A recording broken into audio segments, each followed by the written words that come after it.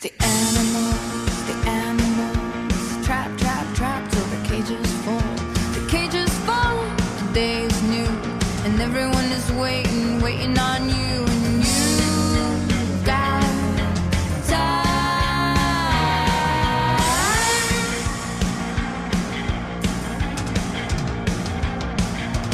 Think of all the roads, think of all their crossings. Taking steps is easy, standing still is hard. Remember all their faces, remember all their voices. Everything is different the second time around. And you've got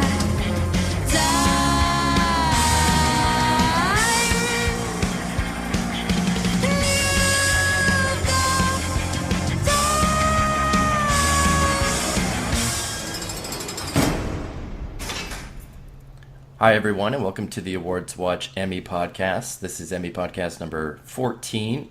It is July 6th, and we are just over a week away from the Emmy nominations for this year.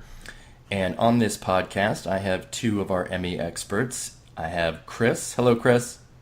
Hello. And Jonathan. Hello. Hello. All right. Buckle in. I think this is going to be a pretty long podcast. We're probably going to look to 4 or 5 hours. All right, no, maybe not that long. Maybe not. Maybe we'll shoot for 2. So we'll try and get as much covered as possible in terms of what we think is going to be nominated, and that will probably change even as we talk about it. So let's shoot right for the top and go to drama series and see what we're looking at for next week. Chris, just to rattle off who you have as nominees for today. Yeah, I have Better Call Saul, Downton Abbey, Game of Thrones, Homeland, Horace and Pete, House of Cards, and Orange is the New Black. All right. What about you, Jonathan? I have Better Call Saul, Downton Abbey, Game of Thrones, Horace and Pete, House of Cards, Mr. Robot, and Orange is the New Black. All right. So you have Robot where Chris has Homeland, correct? Yep. Okay. Yep. So I have neither Mr. Robot or Orange is the New Black because I'm terrible at this. So I still have The Americans, and that's obviously a whole lot of hope dictating too, but I just have a feeling it might be able to break through, and I'm going to keep it in there until maybe 2 hours before Lauren Graham and Anthony Anderson announce those nominations. But other than that, mine looks a lot like your two guys' with Better Call Saul, Downton Abbey, Game of Thrones, Homeland, Horace and Pete, and House of Cards. So we're kind of looking at, even with this expanded 1, 2, 3, 4, 5, 6, 7 show lineup, that we still have 1 or 2 or possibly 3 outliers, and not a lot of unity in our list here.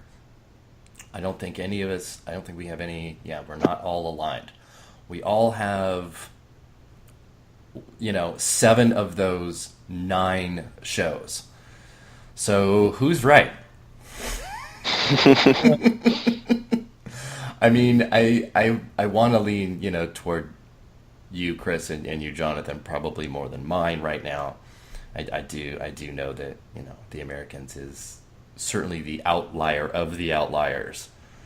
But I think everybody has Orange is the New Black except for me. I am admittedly just getting past the halfway mark of watching the 3rd season myself, and it is a much lighter season than last year. And do you guys think that it's getting in on name, or will the fact that it is more comedic and lighter hurt it?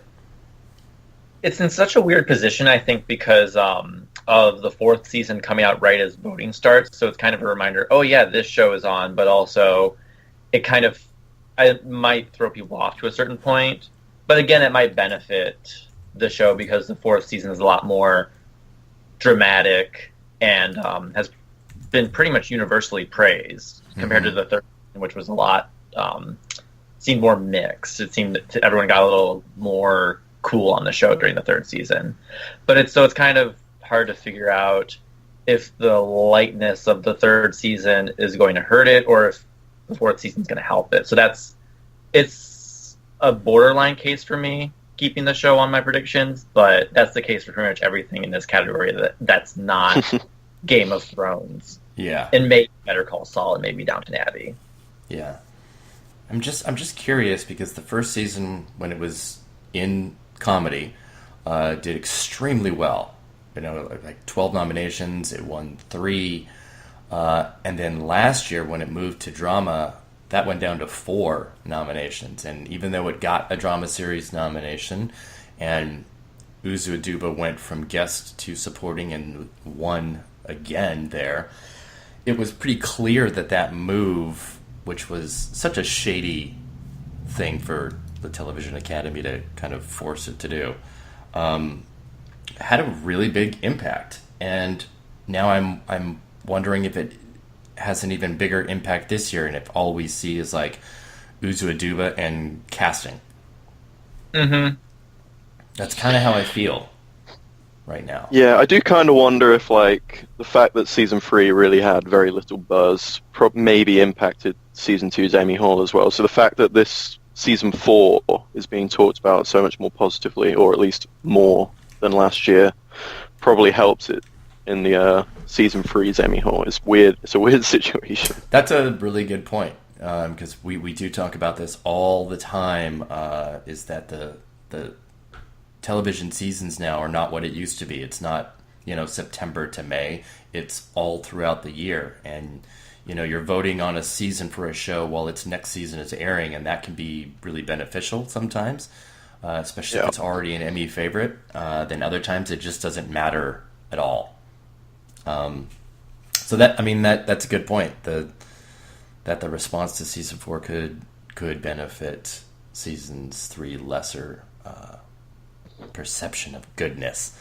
But right now, I'm still holding out that it's not going to make it in. Although, even though it's a lighter season, I've seen already like 2 episodes that Uzo Aduba can submit as a great dramatic episodes and win again. I can totally see that. As much as I don't want to see it. But it could totally happen.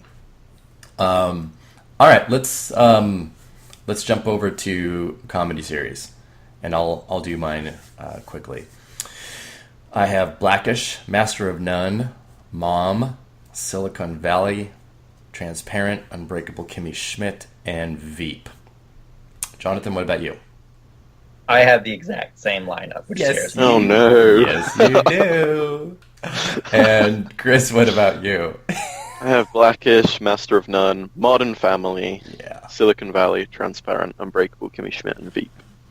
So this is really interesting because, when I dropped Modern Family from here and replaced it with Mom, I wasn't doing it to be, to troll, really.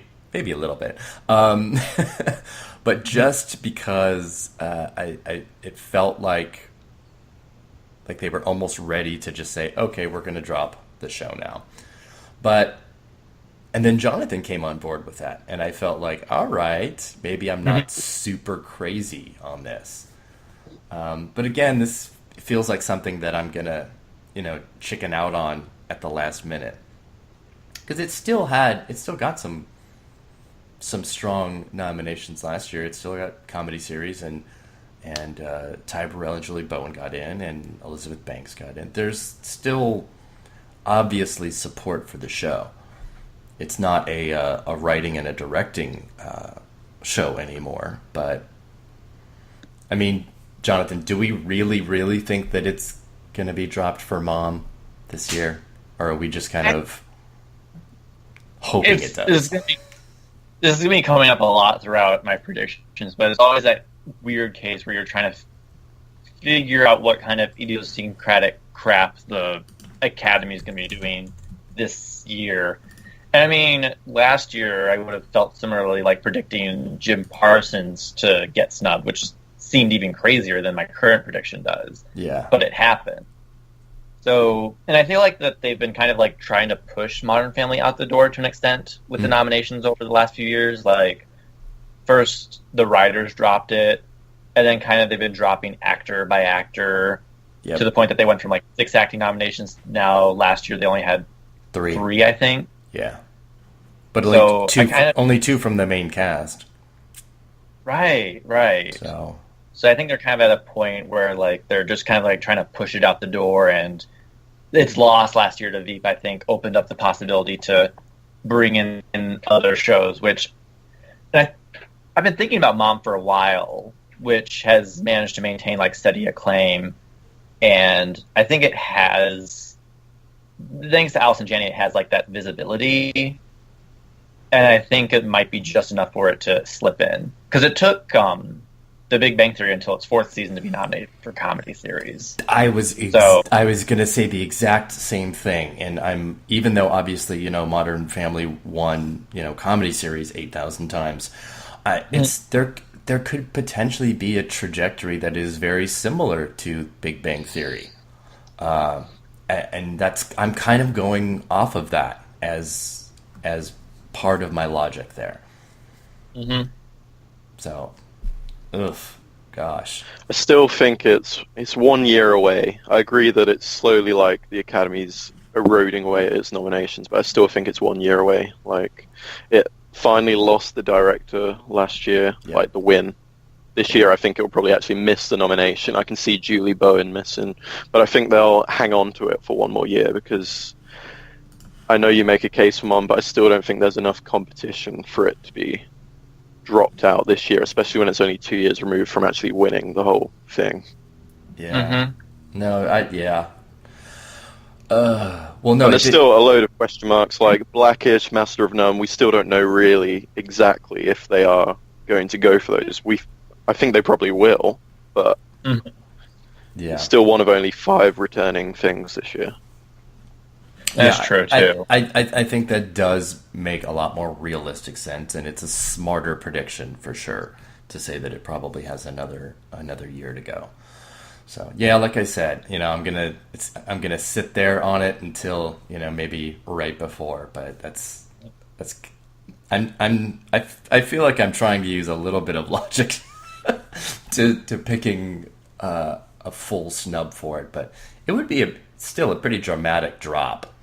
Because I think there's definitely a trend. It's still definitely pointing towards Modern Family, and this season, by the sounds of it, was pretty terrible as well. So yeah, I haven't watched it in quite a while, and I mean now ABC has Blackish to push pretty strongly, which all of us think is going to have a breakthrough year.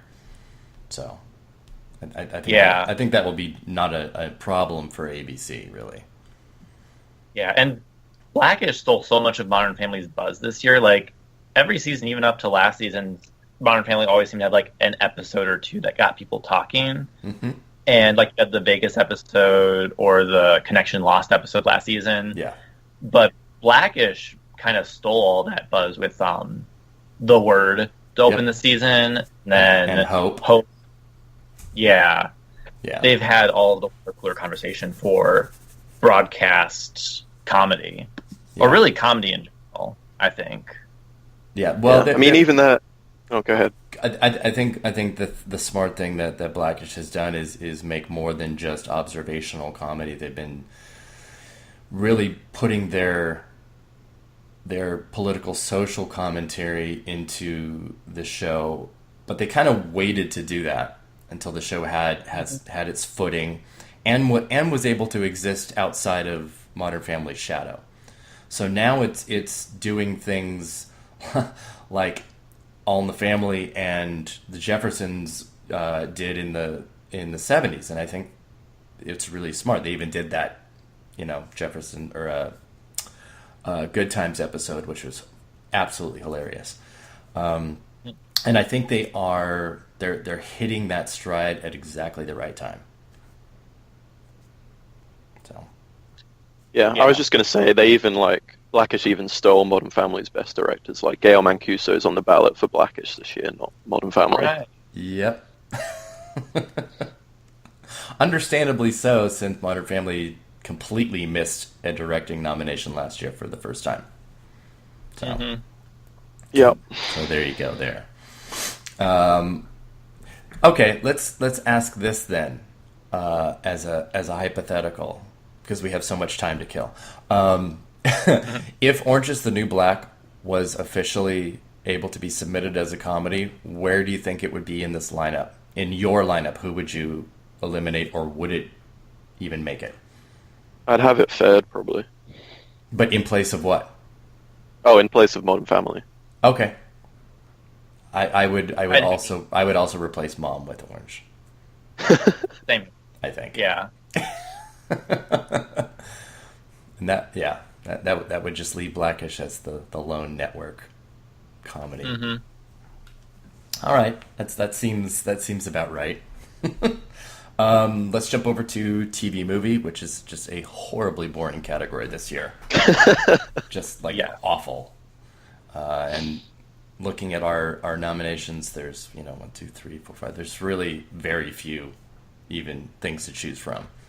So I have All the Way, Confirmation, Luther, Sherlock: The Abominable Bride, and A Very Murray Christmas. Chris, what about you? I just changed this. I have All the Way, Confirmation, The Dresser, Sherlock, and A Very Merry Christmas. I just don't know what to do with The Dresser. I want it in there so bad. Jonathan, what about you? I have the same as Chris. Oh my god, everybody has The Dresser in except for me now. Oh my gosh. Oh, wait, no. Fred doesn't. Okay, good. So I'm not totally alone there. So you guys have it in place of Luther. Why is that? Ian McKellen and other prestige British actor I can't remember right now. I think that just kind of Anthony appeals Hopkins. to them. Anthony Hopkins, yes. Yeah. Having the Academy Award winner and somehow not Academy Award winner on there, I think will just kind of appeal to them. Mm-hmm. Yeah, but like stars, though. Stars. I think you can overcome that. I don't know. They're not good. I mean, like, most of their programming isn't Emmy bait anyway, but this feels like Emmy bait to me. So I think it'll be safe. It does. And I think probably... Go ahead. I was going to say, I think probably one of the British shows gets dropped this year, and I think Sherlock's probably more likely to stay on. Really? See, now I look at Luther's trajectory, which began as just a nomination for Idris Elba, and then in 2012 and 2014 had miniseries, movie, writing, directing, Elba. I mean, it's really gotten much bigger. So I'm just... And I don't know. Maybe his SAG win and Oscar snub last year is going to be some late... I don't want to say sympathy, but some, acknowledgement. I don't know. I want to just drop Sherlock. Actually, I want to drop almost all of this. These are all really mostly pretty boring movies. Yeah. I mean, I think Confirmation and All the Way are probably two of the least worthy HBO movies in a long, long time. Oh, I quite liked All the Way. It was okay. It was okay. I was not a fan of Cranston. I'm not really okay with Cranston winning, but I probably should get used to that. I don't think he's winning, no. No, I don't think he's winning.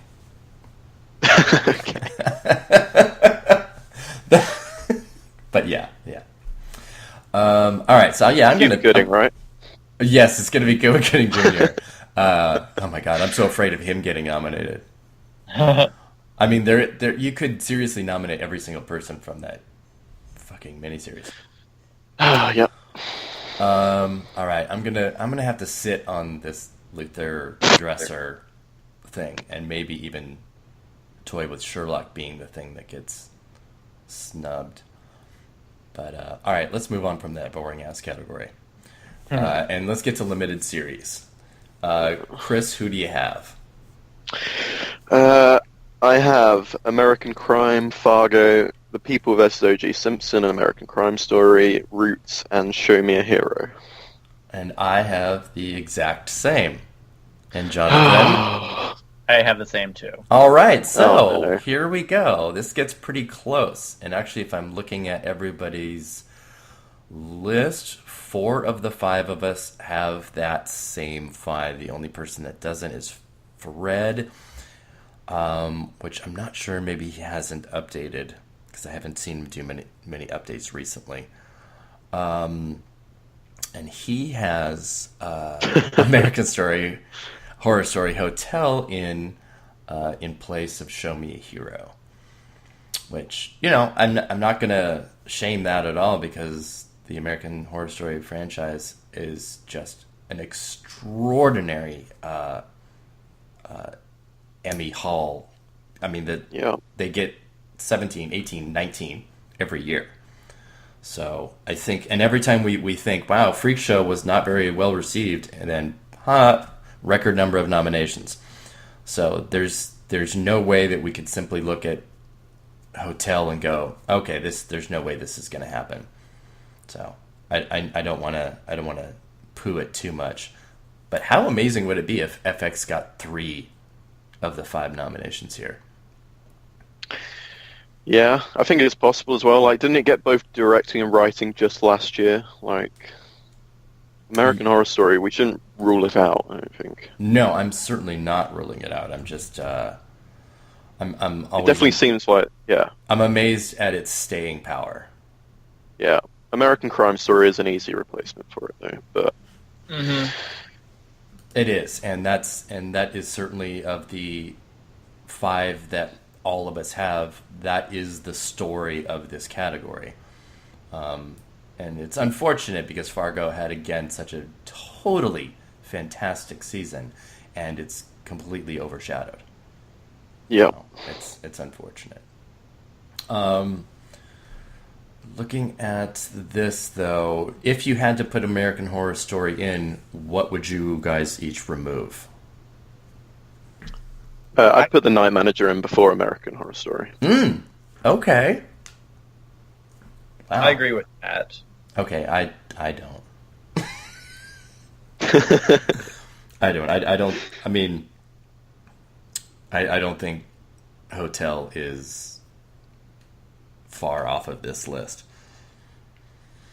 But I don't know if I would replace Roots or Show Me a Hero, because each of them have things that are very, very much in its favor. If The Night Manager was just some typical BBC America production, I'd happily dismiss it. But the fact it's on AMC and it's getting this pretty massive Emmys campaign, and Tom Hiddleston's obviously really thirsty, like. I'm hoping that his pretend dating of Taylor Swift just sinks him and the show's chances entirely, as it should. Because, ew. No. Just noted that. But I was going to say Roots has the advantage of, obviously the historical importance of the novel and the Emmy history of the original miniseries, and that the History Channel has done kind of well with at least getting, a nomination here. They do okay. And Show Me a Hero would be HBO's only representation, so I cannot imagine that it would miss. But I don't know, maybe it's just too procedural and cerebral. I don't know. Because there's no way I'm dropping American Crime. Well, I've considered that as well. That's because you're a fool! I think really the only ones that are safe here are American Crime Story and Fargo. Yes, yes. I've interchanged the other 3 completely. I can see that, but I mean, American Crime's first season did extremely well, and despite the ratings not being good, the buzz and the response from the second season was far, far bigger. Yes.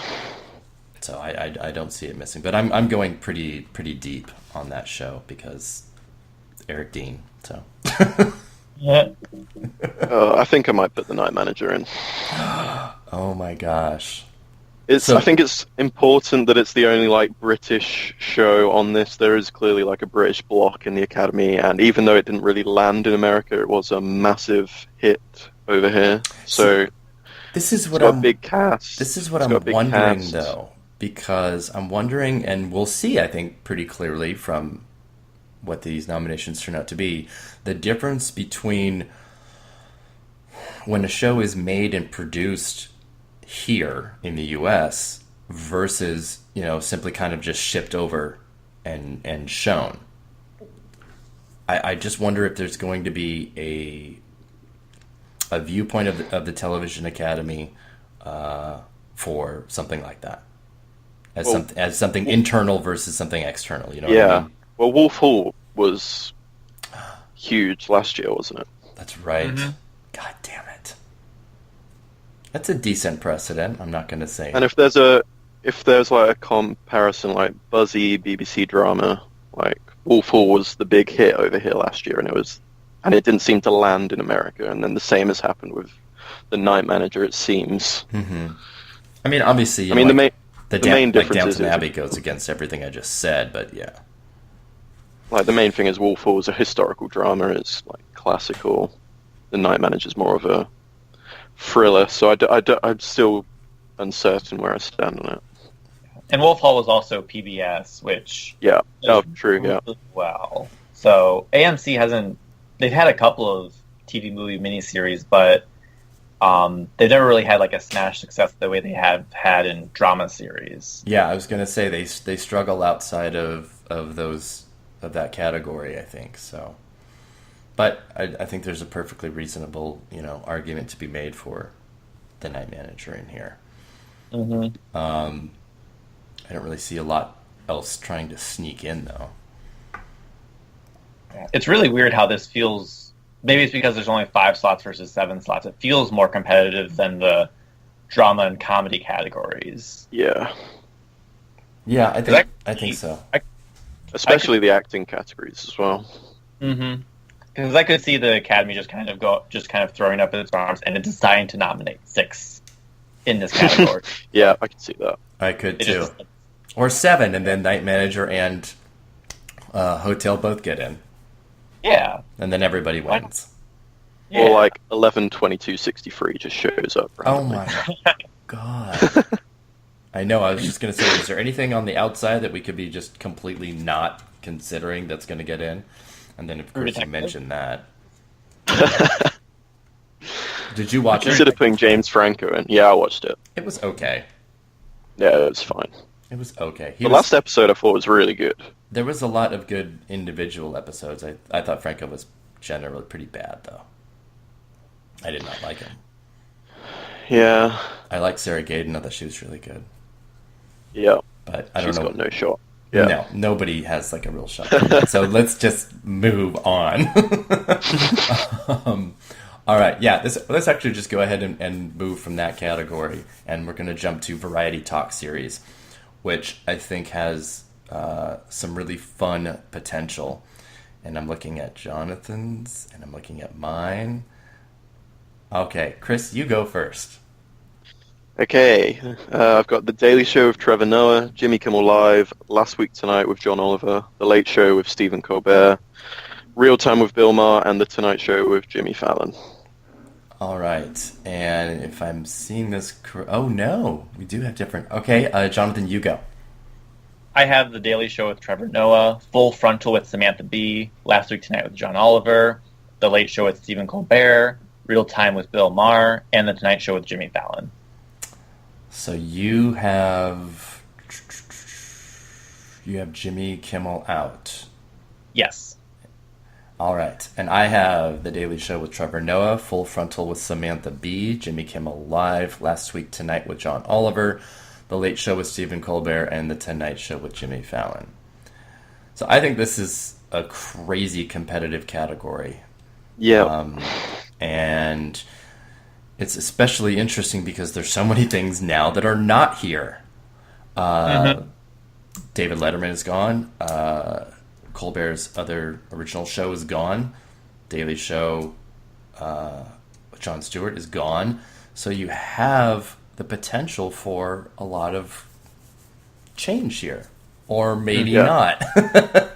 Well, it's easy to say, like, oh, the Daily Show will just be replaced with the Trevor Noah version, and the Colbert Report will just replaced with the Late Show, but I'm still unsure. Like, I could see even Colbert missing, like, so... I would see Daily Show missing before the Late Show. Yeah, same. Yeah. And it's, the response to Trevor Noah has not been, spectacular. It's been ho-hum. Same with Colbert, though. Yeah. It's because it's not the same Stephen Colbert. It's not the same thing. So, but I see it a lot easier for him to take that mantle and still be successful than Trevor Noah too. The big thing for me is that I've dropped Bill Maher from here, even though he is a perennial nominee. And for a while, he was like one of the most nominated people to not win in like a decade. And then he won some like random one for Vice, but not for his own show. And I have him replaced with Samantha Bee, who is the lone female in this group. And I feel very, very strongly about her getting in. Not only as being, a lone female that can, but because her show is fucking funny.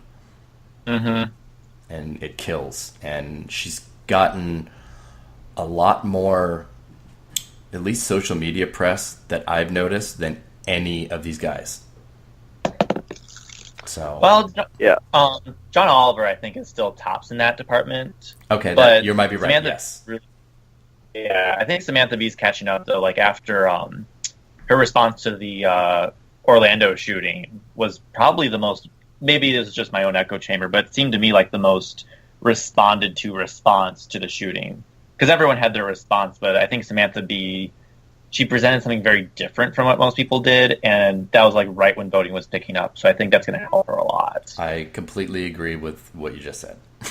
One thing I've been thinking about in this category, though, I'm seriously considering replacing Bill Maher with James Corden's show. Oh, same. Because the Late Show's never been like an Emmy magnet, even though Craig Ferguson should have like 8 Emmys, frankly.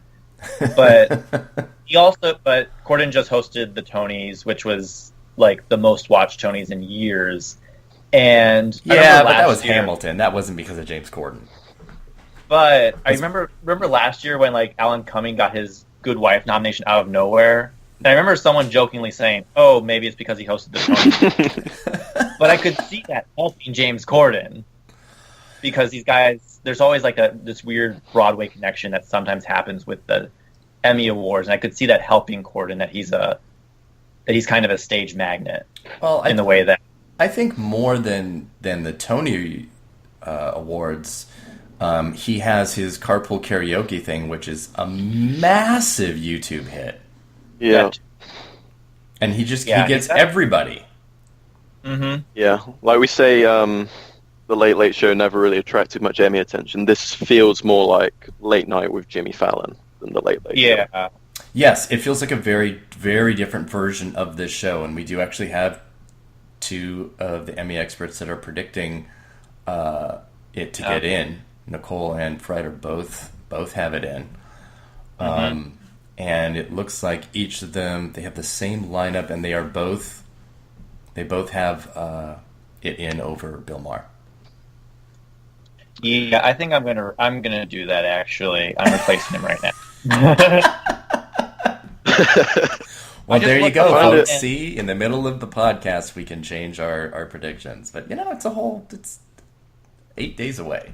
We can do whatever we want. I find it interesting that people have Bill Maher in 6th or 7th. Like, I feel probably 3rd or 4th strongest about him. Like, he missed last year only when Colbert and Stewart were finishing their final years. Oliver just emerged. Like, I think it's easy for him to just come back this year. I think Trevor Noah is probably more vulnerable than him. I think so too. I feel you there.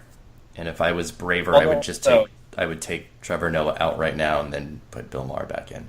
Maybe I will. Yeah. One might wonder, though, if Bill Maher missing last year, or maybe the fact that he always was making it in, was in addition to some weird Bill Maher voting block. Also, the HBO voting block probably went from Bill Maher to John Oliver. Oh, maybe. That's a good point. Yes, I was going to say there's probably more of an HBO voting block than a Bill Maher voting block. But yeah, I think you're onto something there.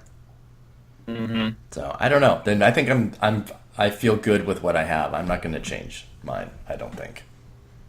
Yeah, Mm-hmm. I feel like Kimmel, Oliver, and Fallon are probably fine, and then Colbert's probably just behind, and then the other 2 slots I could change quite easily. Yeah. All right. Good. We've got that sealed and good. We're good there. We're going to move to Variety Sketch Series, which, if I am not correct and nobody changes anything during the podcast, all 5 of us have the same 6 shows. Let me double check, and it looks like we do. Yep. Yeah. So we all have Documentary Now, Drunk History, Inside Amy Schumer, Key and Peele, Portlandia, and Saturday Night Live. All of those would be returning nominees except for Documentary Now, but now we have 6 nominees for this category instead of 5. So I feel pretty good with this, but I know there are some rumblings possibly within this group of a couple of spoilers here, and I'm thinking they're going to be in the form of with Bob and Dave, right? Yes. Yeah. I've been contemplating slipping that in over Drunk History, but I'm not sure yet. That might be like a Wednesday night change I decide to make. I don't know if we know yet whether or not there's a Netflix voting block. There probably isn't, but Netflix has such strong push, and I think that's their only show contending here. So yeah, I think so too. And you know, Bob Odenkirk and they're good. They're good Emmy names. So I think we can, I think we can feel like that is certainly in contention. And you said you would drop Drunk History for it? I think so. Because Comedy Central already has Key and Peele and Inside Amy Schumer. So, I don't know. I just noticed that Nathan for you is in this category. That would be amazing if that happened. That would be pretty wonderful. What about Comedy Bang Bang? That's a pretty popular show, but I don't see a lot of predictions for it here, like anywhere. Isn't it also IFC, though? I don't know. I think it's IFC, because they already have Portlandia, which is an established nominee. True. And then I think Documentary Now has Bill Hader and Fred Armisen, who are Emmy nominees. And it's a very acclaimed and very specific kind of comedy that I think might appeal to a small block of voters to get it in. It's a pretty funny show, too. It is. It's very funny. I love Helen Mirren's hosting of it. It's really funny. Mm-hmm. But I don't know if I'm with you on the Drunk History thing, because I think it had an excellent year with some just killer episodes. I'm wondering if, weirdly, amazingly, you know, Inside Amy Schumer or Key and Peele are vulnerable because they had these huge buzzed about seasons last year, the last Emmys, and this year not as much, especially Amy Schumer. Yeah. Amy Schumer fell off. It won last year, and the Emmys aren't afraid to not nominate previous winners if they had an off year, but Yeah. I think it still has just enough buzz to slip in. And then Key and Peele, it was his final season, so I think that gives it a bit of an edge. It's too bad Keanu wasn't a bigger hit. I'd feel more comfortable about Key and Peele being an easy pick here. Yeah. But I don't know. I'm going mainly off Schumer's popularity, predicting it here and in actress as well. Yeah. I mean, I still feel fine about Schumer getting in here and actress and all, but I'm just thinking about it in the back of my head. Yeah. Do we think Saturday Night Live's winning this?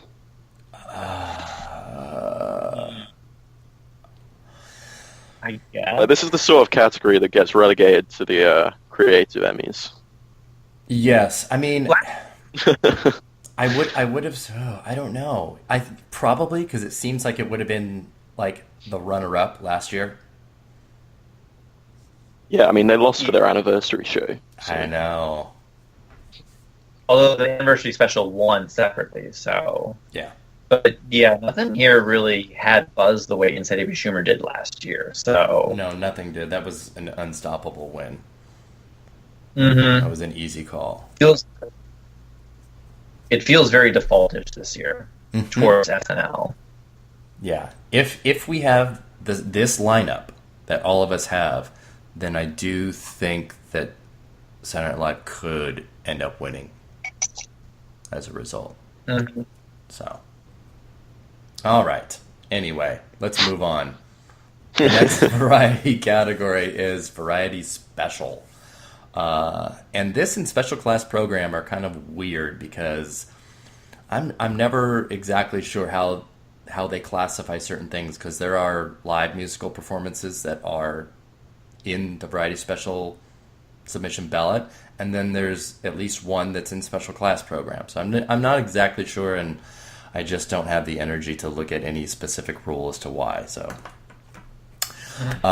Chris, who do you have in variety special? I have Adele live in New York City, Amy Schumer live at the Apollo, Kennedy Center Honors, The Late Late Show, Carpool Karaoke Primetime Special, and Lemonade. Aha. All right, Jonathan, what do you have? Exact same, except instead of the Carpool Karaoke, I have Sinatra 100, an All-Star Grammy tribute. And I have the same lineup as you do. So this is interesting. There's a couple of people that have that carpool karaoke. Nicole has the tribute to James Burrows, which is interesting. I can see it. I'm not totally there. We all have, however, we're only different on one thing. We all have the Adele, Amy Schumer, Kennedy Center Honors, and Lemonade. So we're pretty secure there, and it's just like that one last one that we're all toying with. And we have 3 different choices here. That's interesting. I don't know. There's not much I really care to even talk about this category other than Lemonade. I'm like, that's awesome. I wonder if that could be snubbed. I wonder if it would. Yeah, it could happen. I think it could happen too. The Bayhive will go should. Nuts. It's so different from everything here that I could see them replacing it with, the John Lennon tribute or something. Oh my gosh. Yeah. Just because. The thing about it, though, is that on a technical level, I think it's going to absolutely just reap tons of nominations. It has the potential to be the nomination leader in this category by far. So to get all of that and then not get the top one, it's happened, with everything from the Emmys to the Oscars, but it's that's how these things are built, by with Dreamgirls, which was another Beyonce vehicle, actually. If you think about it, getting a bunch of nominations and then getting snubbed. Oh, so you're blaming Beyonce for that? Oh, wow. They're gonna come after. They're gonna come after you, Jonathan. That's all I gotta say. I'm not responsible for when you get stung. All right, so let's keep this train moving, and let's go to special class program, which is honestly to me going to be one of the kind of most fun. It's going to be such a different category than it normally is, and a little bit less stagnant, I think. I'll do mine first. I have the 58th Grammy Awards. I have the 69th Tony Awards. I have Grease Live! Exclamation point. The Oscars and the Wiz Live! Exclamation point. Jonathan, what do you have?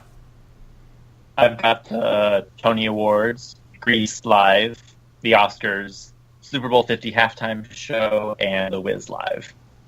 And Chris?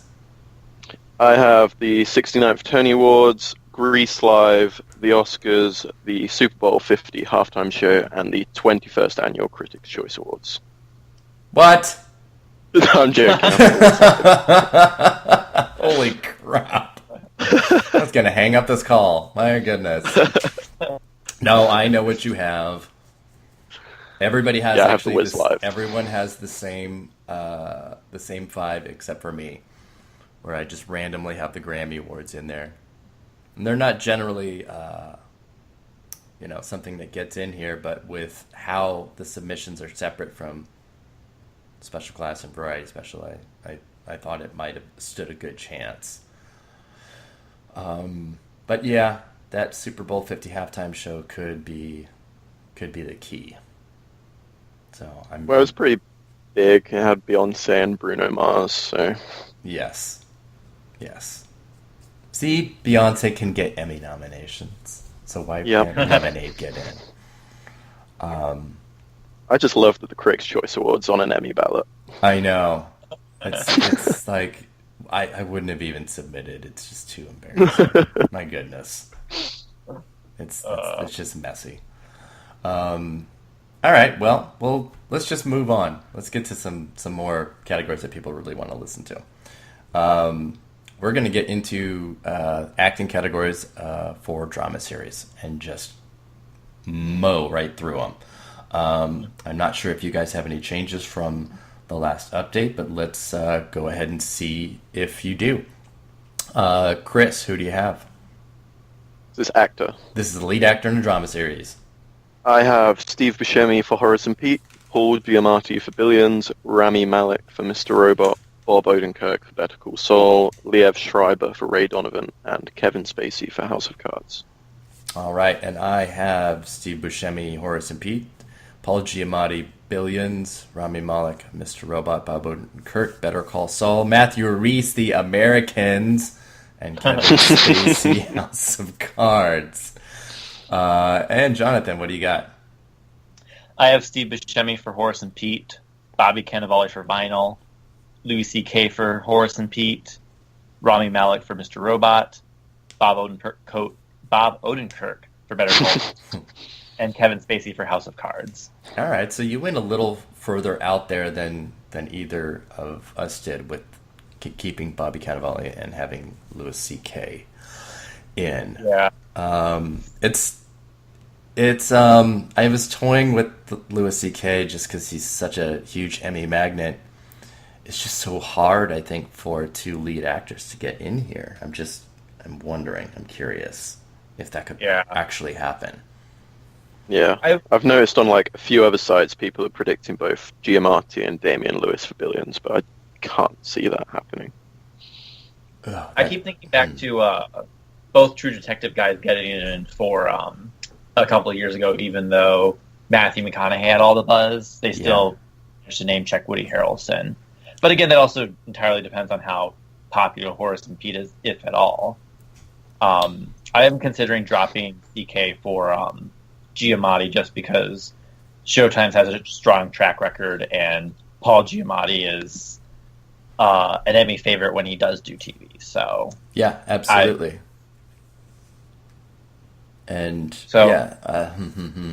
Yeah, that's true. We do have 2 shows, Horace and Pete and Billions, that both have 2 lead actors here, and to me, it does seem like one stands out a little more than the other. But then, you've got True Detective as a good example of something that can still get 2 lead actors in.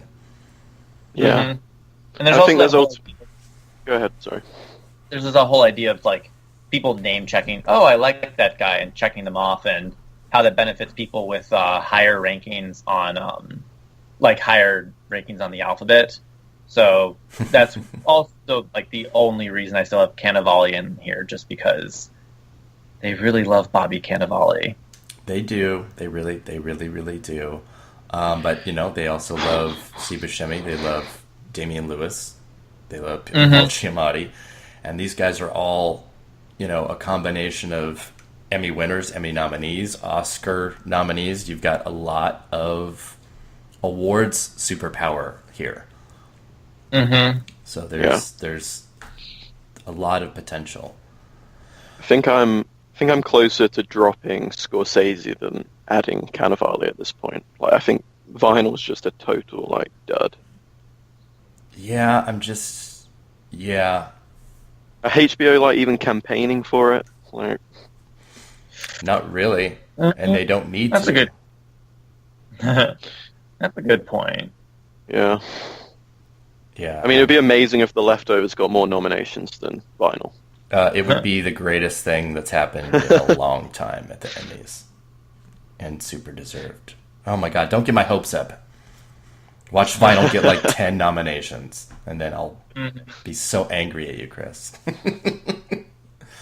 Alright, so let's kind of look at this lineup and see if we can maybe look for a possible default winner this year, because there's not a lot that I can really see.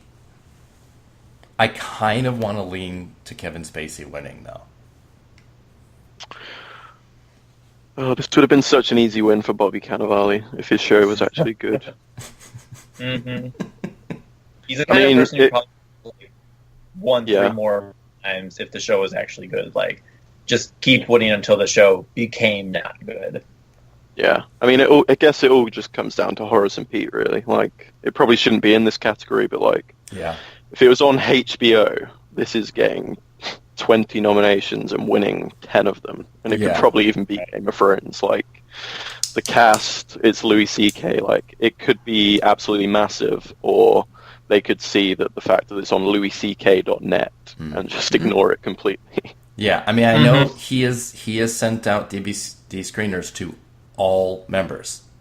Every 19,000 out of his own pocket. So yeah, people are going to see that screener and be like, "Oh my god, Alan Alda!" Talk about name checking. Alan Alda, Laurie Metcalf, Edie Falco, Jessica Lange. I mean, I don't see how this show is avoidable at all. And there'll be people won't even have to watch it to nominate it. Yeah. One thing I could see happening is that it misses drama series just because it doesn't quite have that network block. Just gets all the acting nominations. Yeah. Yeah, I can see that. Yeah, just because, Steve Buscemi, who's a 6-time Emmy nominee, Louis C.K., who has 40 nominations or something at this point, Alan Alda, who has 50 nominations. Oh, yeah. It's out of control. I mean, Alan Alda. Yeah. I can see that. And we see that whole sometimes. Good Wife situation where they got all of those actors. But we see that with the Oscars sometimes, too, where something is such an acting powerhouse, but even with that, it doesn't, get into Best Picture. Yeah. And we always like to think that since, at the Oscars, the acting contingent is the largest, so they can, push for the top award, but it's not quite the same with the Emmys. There's just it's a larger group of people, and there are more there are just more votes to be had. I look at this list and I can see Steve Buscemi as a winner. I could see Spacey, like I said. Maybe Bob Odenkirk. I don't see Rami Malek as an actual winner here. He seems like a Globe and Critics' Choice winner, but not an Emmy winner. Malek needs to worry about getting a nomination. Yeah, I agree. If he gets a nomination and the Mr. Robot really takes off this season, I could see him being a threat by the fall for the win. Yeah. But I wouldn't really One thing I could see, even though I'm not predicting for a nomination right now, if Giamatti gets in, I could see him being a default winner. I think he could be. He's got a lot of good episodes to submit. I think he's certainly a contender. Yeah. It feels like we're getting a Jeff Daniels type winner in this category this year. God. Yeah, but see, that Liev Schreiber would not stun me. Jeff Daniels, though, was based on when one of those when tapes mattered moments. Yeah. And that was crucial. And there isn't a whole lot of that. I think Steve Buscemi is probably the closest. Yeah, I guess the fact that you say like it's based on popularity more now might give us like a random Paul Giamatti win. Possibly. Yeah. That's true. Because it is now, once the nominations are announced, it's not a ranking. It's just like whoever has the most number one or the most single votes. And it's also worth considering that if Cannavale misses, HBO won't have a horse in this category for the first time in what's probably a very long time. Yeah. Yeah. And I think the fact there's no tapes helps Odenkirk as well. I don't think he really has a tape, but I think he's got probably the most popular show in this category, and he's got a big narrative. He also has a show that overcame any possible sophomore slump and totally overcame the you're just a prequel to Breaking Bad. So I saw more pieces saying, is Better Call Saul going to be better than Breaking Bad? Yeah. It was a fantastic second season, and I'm really happy that it did not have to have an uphill battle to have a constant comparison to Breaking Bad. I could see Odenkirk winning. Yeah, I think that's where I'm leaning at the moment. I could see that too, because I think you're right. It's not like he has any like specific awesome tape. He just has a very good overall season. Yeah, but I think he does have a couple of specific episodes that could really push it for him, though. So, all right, let's move on to lead actress in a drama series, because I think we're already at like 7 hours or something. All right, I'll go first. I have Claire Danes, Homeland; Viola Davis, How to Get Away with Murder; Michelle Dockery, Downton Abbey; Taraji P. Henson, Empire; Juliana Margulies, The Good Wife; and Robin Wright, House of Cards. Chris?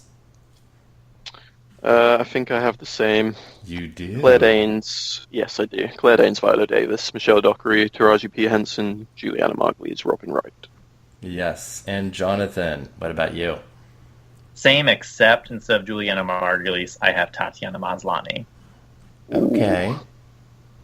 This is such a weird category for me because I feel like any of these people could miss except Viola Davis and maybe Robin Wright.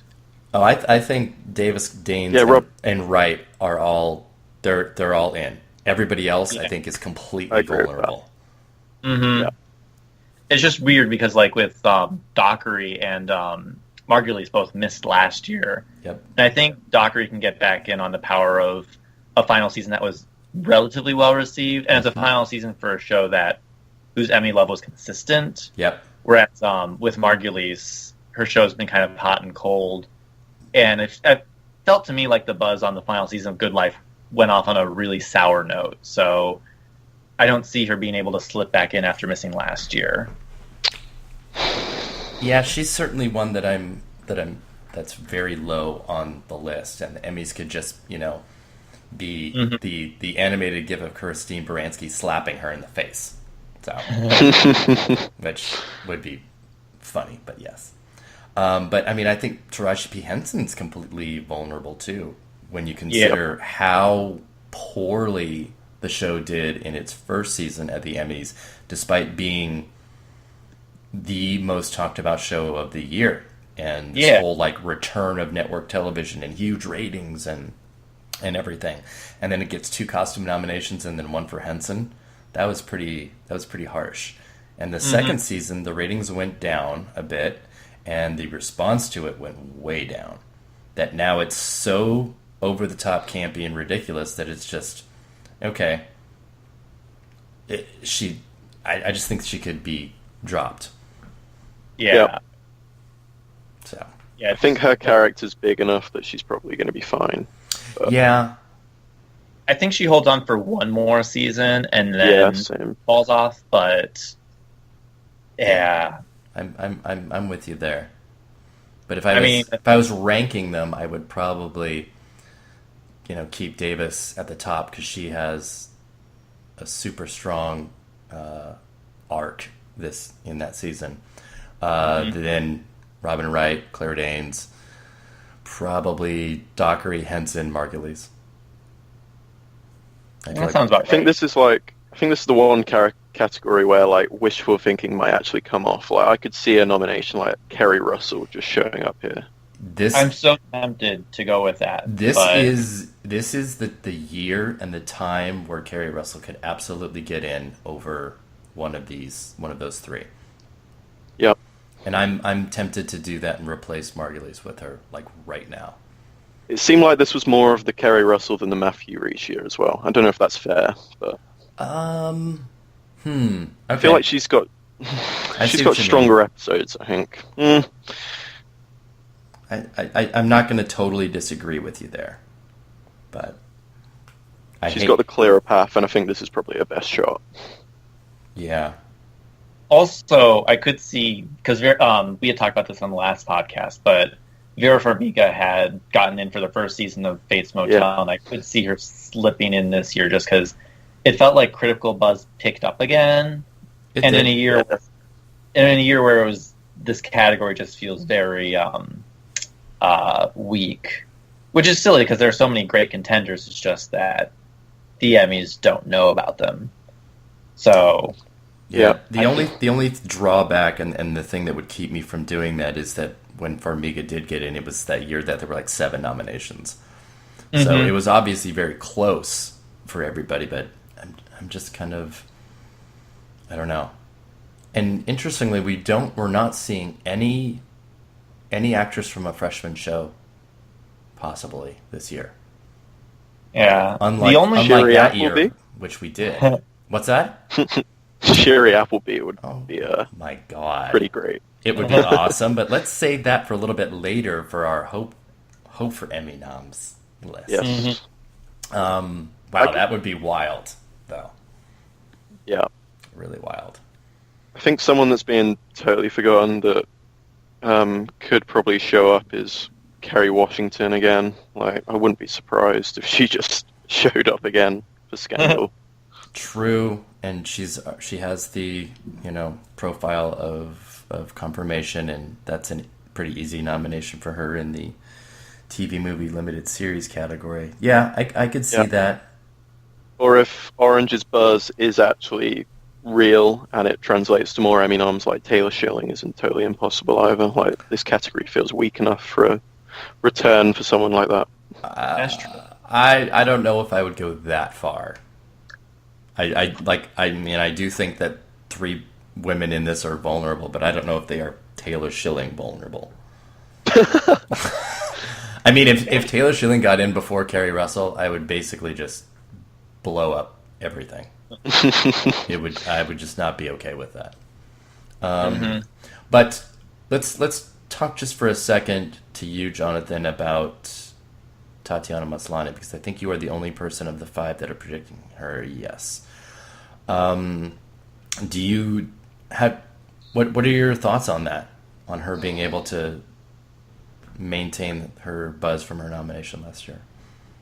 I think it's just a case of again, this just is a really weak category, and she's one of the few returning nominees from last year who I think it's a case of, because we had talked about it on the last show, how I feel that she just has that kind of buzz where once she gets nominated, I feel like they can stick with her and they just kind of default to her just because, oh yeah, the girl who plays all those roles, let's nominate her again.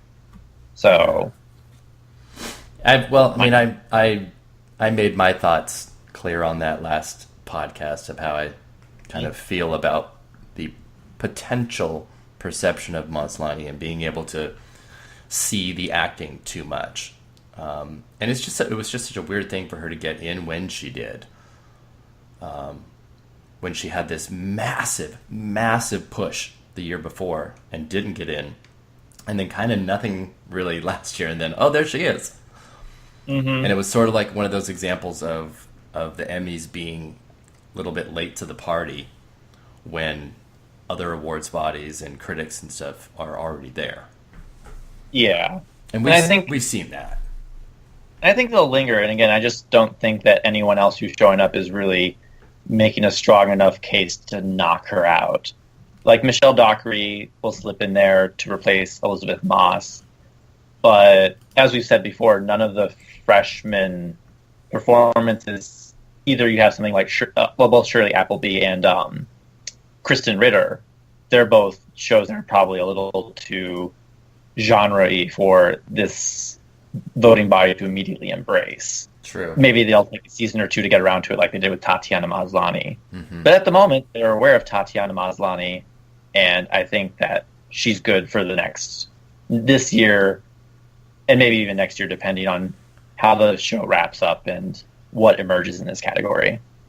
Yeah. Well, Jennifer Lopez is campaigning. Right, you're right. That's your freshman show, I think. That would be awesome. Yes, Jennifer Lopez replaces Elizabeth Moss in lead actress in a drama series. Oh my goodness, that's quite a thought. Yeah, I mean, gosh, we I'm just looking at last year's nominees, and yeah, there is the potential for it to look exactly the same and just have one person replace Elizabeth Moss. Yeah, I'm like this close to taking Margulies out. In fact, I think I'm going to do it right now as we're talking. I'm putting Kerry Russell in because if I'm going to go in deep with the Americans, I really should just do it. Because I do feel very strong. I do feel like this is the time for that show to be able to peak with the Television Academy. It's going to be the show that, they're late on, but that's fine. Yeah, I feel pretty good about that. All right, let's move over to supporting actor in a drama series. Jonathan, who do you have? I have Alan Alda for Horace and Pete, Jonathan Banks for Better Call Saul, Jim Carter for Downton Abbey, Peter Dinklage for Game of Thrones, Michael McCain for Better Call Saul, and Christian Slater for Mr. Robot. All right. I have Alan Alda, Horace and Pete, Jonathan Banks, Better Call Saul, Jim Carter, Downton Abbey, Peter Dinklage, Game of Thrones, Kit Harington, Game of Thrones, and Michael McKean, Better Call Saul. And what about you, Chris? I have the same as Jonathan. Yes, you do. Alan Alda, Jonathan Banks, Jim Carter, Peter Dinklage, Michael McKean, Christian Slater. Yeah, it looks like you, Jonathan, and Nicole have the same lineup. Fred has Alan Cumming in there. Christian Slater. Alan Cumming instead of Michael McKean. Which is understandable after that weirdo nomination he got last year. Yep. But I actually feel really good about Kit Harington. It's not often that Game of Thrones has been able to highlight a lot of its ensemble. It was kind of getting pretty closed up, and they don't have a lead. But Harington got pretty close to that. So I actually do feel very good about him getting in.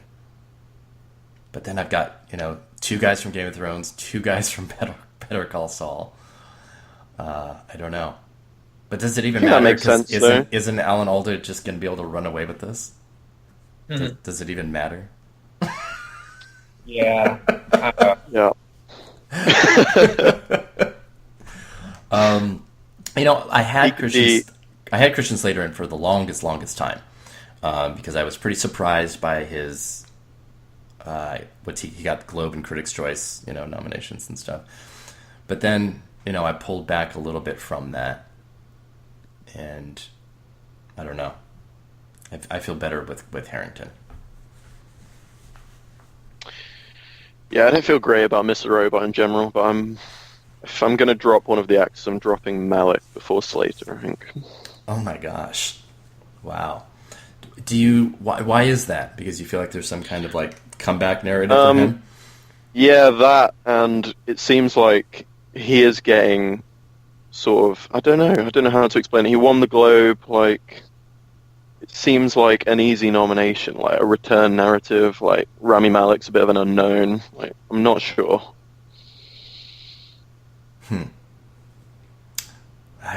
Gosh, this is tough because looks like another category where we, as a group, agree on 4 of the 6, and then we're just toying with a combination of Michael McKean, Christian Slater, Alan Cumming, and Kit Harington right now. Mm-hmm. Is there anybody else that could break into here? Because I'm not really feeling like there is. What about Michael Kelly, House of Cards? Yeah, he was nominated last year. Yep. Yeah, he could default back in. Yeah, I think it's kind of strange for me to not have him in here because I do feel like House of Cards is going to have a very good year. And he was good. He had a good season. Yeah. Yeah, I don't feel comfortable with this lineup, but it's another case where I could just kind of see anyone slipping in over a lot of these people. I'm just not certain of who it's in. The only 2 I'm not totally comfortable with are Kit Harington and Michael McKean. Everybody else I feel more than happy to just put a lock on and think about these other 2. Because I think a lot of us thought that Michael McKean was going to get in the first season. But this was a better season, at least for him. I'll be really upset if he doesn't get in. Because he was so good. I don't know. Yeah. This is tough. I mean, we haven't mentioned Ray Romano, but I had him in for a while. A lot of us had him in for a while, but then we got smarter. Ben Mendelsohn got nominated last year. What's that? Ben Mendelsohn was nominated for Bloodline Season 1 as well.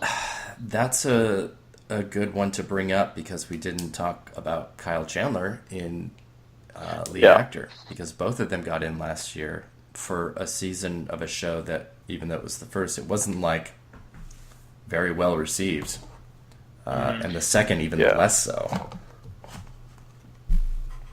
Yeah, it feels even more dead now, and without spoiling what happens in that show, like Ben Mendelsohn's not the same. Yeah, I think I've only watched like 2 episodes of that season. It's miserable. It's just a miserable, unhappy, horrible, terrible show of terrible people who aren't even having fun in how terrible they are. So, and I feel like with Kyle Chandler, it helped that he was kind of getting name checked, and now he has other names within that range who can get more readily name checked over him. So plus it felt like a welcome back, like after Friday Night Lights. Like there's no reason for him to get 2 nominations for that show. I don't imagine so. Yeah, but see, I kind of feel like that way about Liev Schreiber. But look at us, back up into lead actor again. I was just going to say, Eric, if you're going to commit to the Americans, Dylan Baker is pretty loved by the Emmys. Wait, isn't he in guest though? He's supporting. He was in enough episodes to be supporting. Oh gosh, I thought he was only in like 5. And Noah Emmerich is also in lead, right? Is he? Oh my god. I think. Oh god, I should have double checked this. I'm not really thinking too much about Noah Emmerich making an impact. They are clearing the way for a Baker supporting nomination. I can see that happening. They do really, really love him. Yep. Oh my goodness. Okay, I'm gonna keep that in my back pocket then, because that would be really unfortunate. God, why do we have to have Jim Carter in here? Do we have to have him in here? Oh, jeez. He's going to end up being the most nominated actor from Downton Abbey at this point. Yeah, he will be. And then Because Maggie yep. Smith here. yeah, she missed. And in all honesty, Jonathan Banks had such a better first season than a second season. It's almost unfortunate that he will probably be just name checked in. Yeah, he did not very much. The paths of Banks and Odenkirk are now so separate, whereas in the first season they were pretty intertwined. It's almost like he's on just a separate show, and it's not as interesting of a show. Yeah. At all. Mm-hmm. But I don't see him getting dropped, so I'll keep him in. Goodness gracious. Yeah. What a mess. Okay, let's go over to supporting actress in a drama series, where my American's lunacy continues to reign. Oh no. Oh yes. Let's start with you, Jonathan. I have Uzo Aduba for Orange is the New Black, Christine Baranski, The Good Wife, Emilia Clarke, Game of Thrones, Edie Falco, Horace and Pete, Lena Headey for Game of Thrones, and Maggie Smith for Downton Abbey. Okay. I have Uzo Aduba, Orange is the New Black, Christine Baranski, The Good Wife, Edie Falco, Horace and Pete, Lena Headey, Game of Thrones, Maggie Smith returning Downton Abbey, and Allison Wright for The Americans. Shut up, both of you. Horrible. Chris, what do you have? I have Uzo Aduba for Orange is the New Black, Christine Baranski for The Good Wife, Edie Falco for Horace and Pete, Lena Headey for Game of Thrones, Rhea Seehorn for Better Call Saul, and Maggie Smith for Downton Abbey. Yeah, I had Rhea Seehorn in until last week, and then I put Maggie Smith back. I would love Seehorn to get in. Love, love, love, love. Same. I'm worried that predicting both her and McKean is wishful thinking. I know. That means that we're looking at, Better Call Saul to have an even bigger take, probably, than its first season. And its first season was really strong. It was like 10 nominations. It was big. Yeah. It sort of makes sense for it to build on that, though. Like, it's got even better in its second season. It would make sense to add a directing nomination and maybe an actor or two as well. It does, and she really had a lot to do and is such an important player on the show now. Yeah.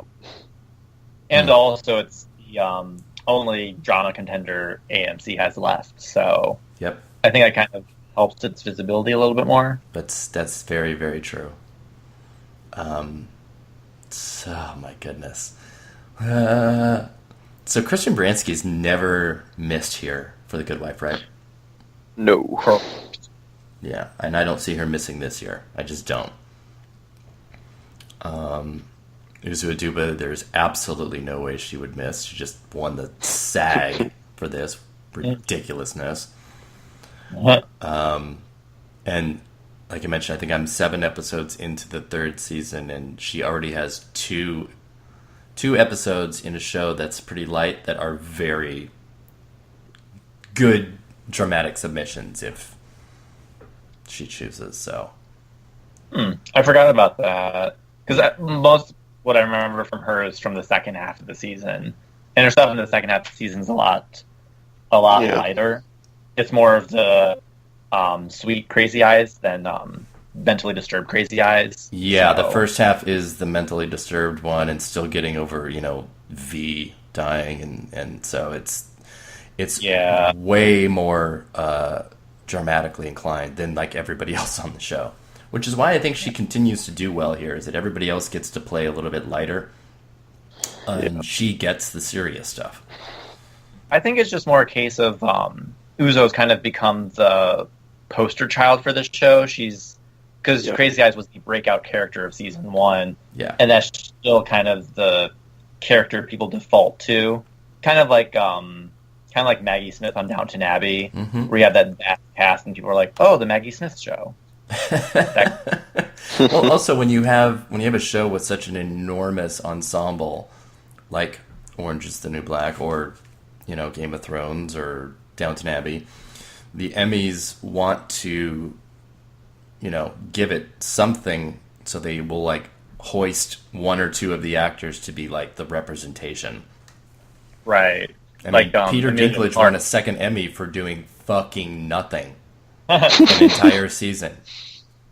And I really hated that win. It was not a good win.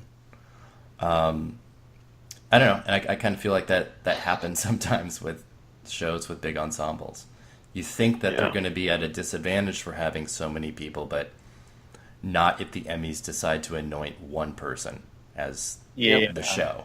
And that's who Uza is. That is who Uzu is, yes. Which is a shame, because there's like literally 8 to 10 actresses from that show alone who would be more deserving of a nomination than she is. That Yale Stone does not have an Emmy win for the second season is horrible. But I don't even want to talk about that because it's so frustrating. Let's talk a little bit about Game of Thrones. Let's talk about Emilia Clarke and Lena Headey, because they both got in last year. Everybody seemed really pretty secure that Lena Headey was going to be able to win, and she didn't.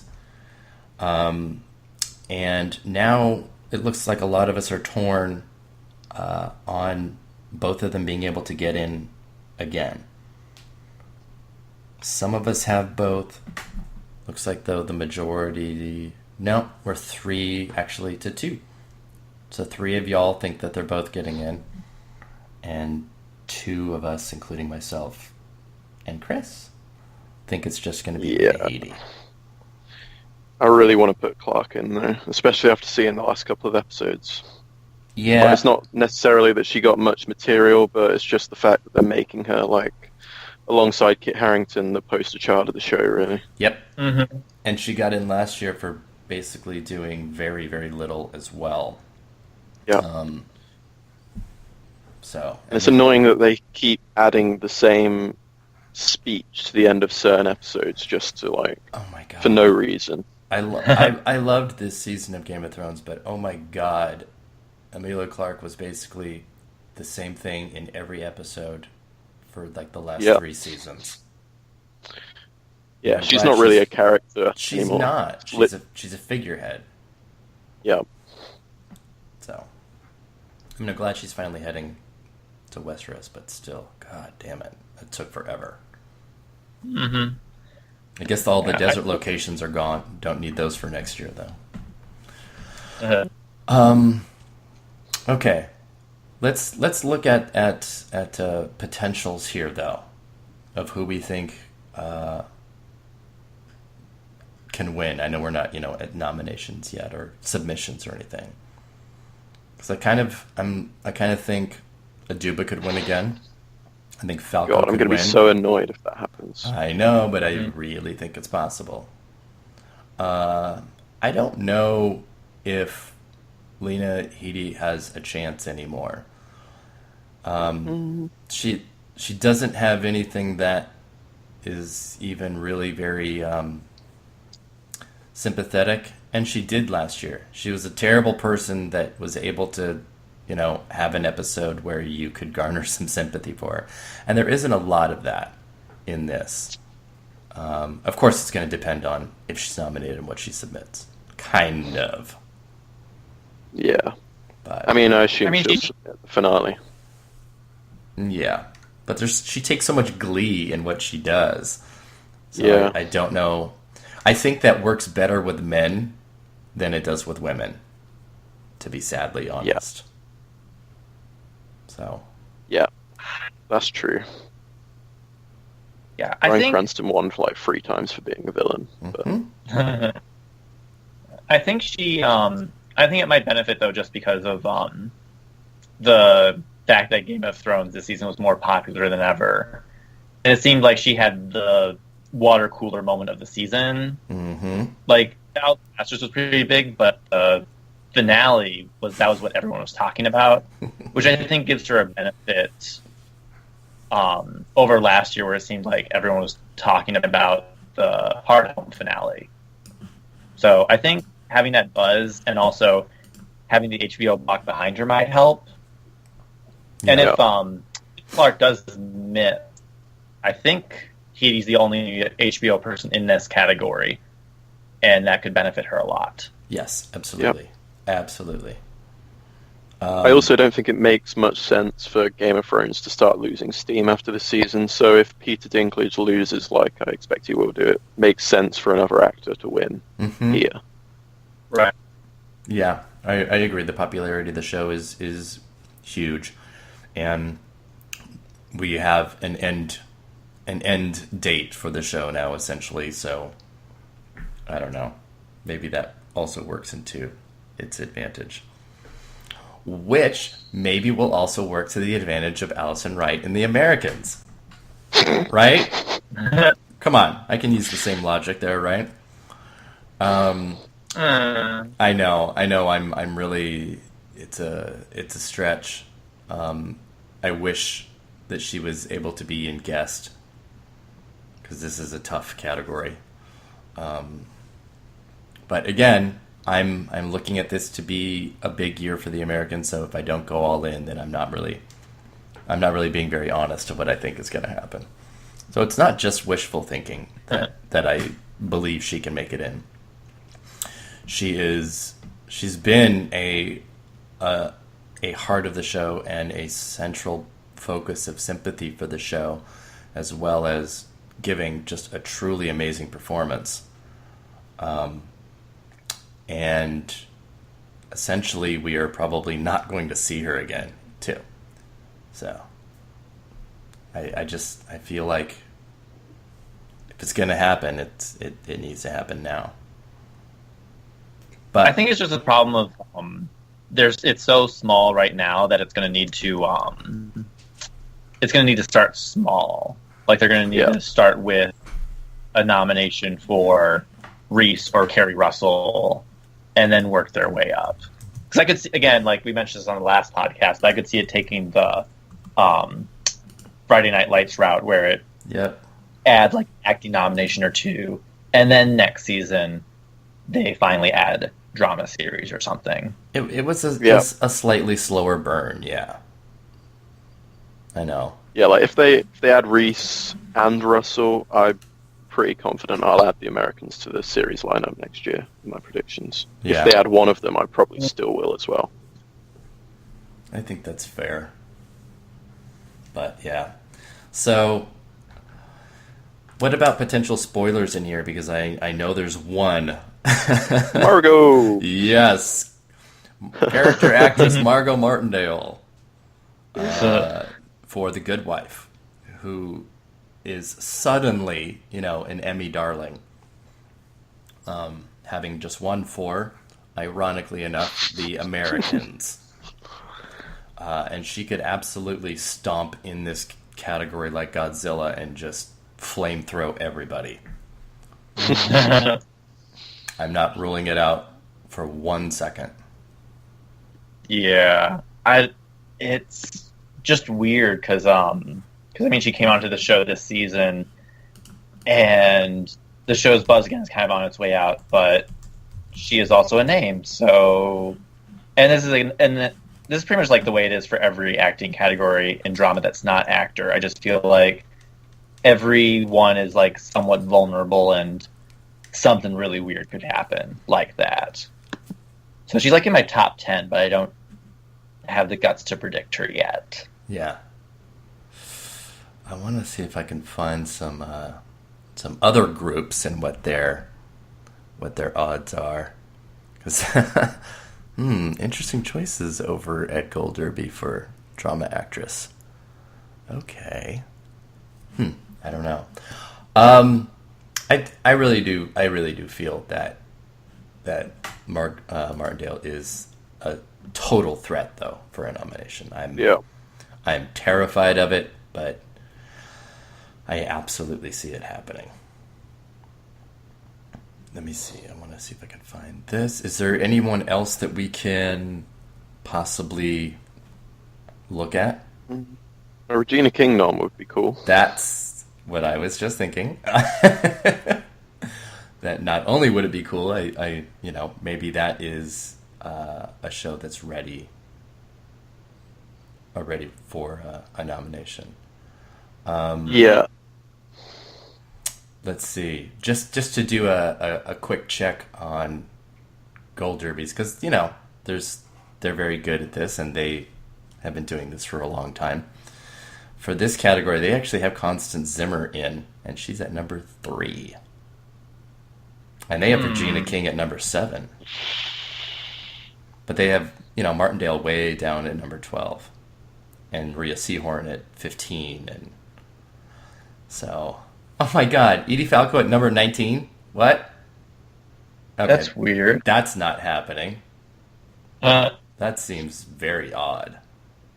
Okay. Good luck with that, Gold Derby. Good luck with that. Yeah, so Constance Zimmer.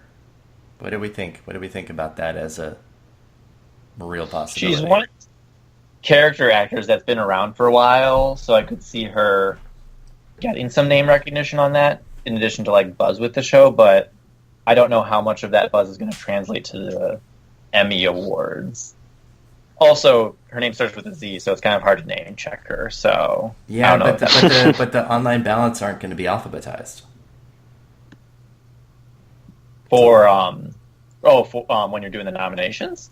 Oh, I think is it? I think it's randomized, so some start A to Z and some start Z to A. That's right. So she'll be up at the top. Oh, Yeah, maybe. Maybe that's the logic that they're using to put her in. It's also, that she's had a lot of buzz and won a couple of awards. It's a very flashy performance. It is. Yeah. So I'm surprised she's never been nominated before. I felt sure she'd have some weird random entourage nomination or something. Well, she had a good profile, at least with the Emmys, by being on House of Cards. And being very good on it. She only had one episode in the new season, one scene in one episode, and still got submitted for guest actress. So she has visibility with them in some form, but not in the form of a nomination yet. So I'm not seeing it as a out of the question. I do think she's better in the first season than in the current second season, though. Much better. So Yeah, I'm sort of iffy on the whole second season, really. yeah, It seems like they've taken that character too far, but maybe that's just me. she does not have a lot of shading anymore. Nope. Actually, everything she does is shade.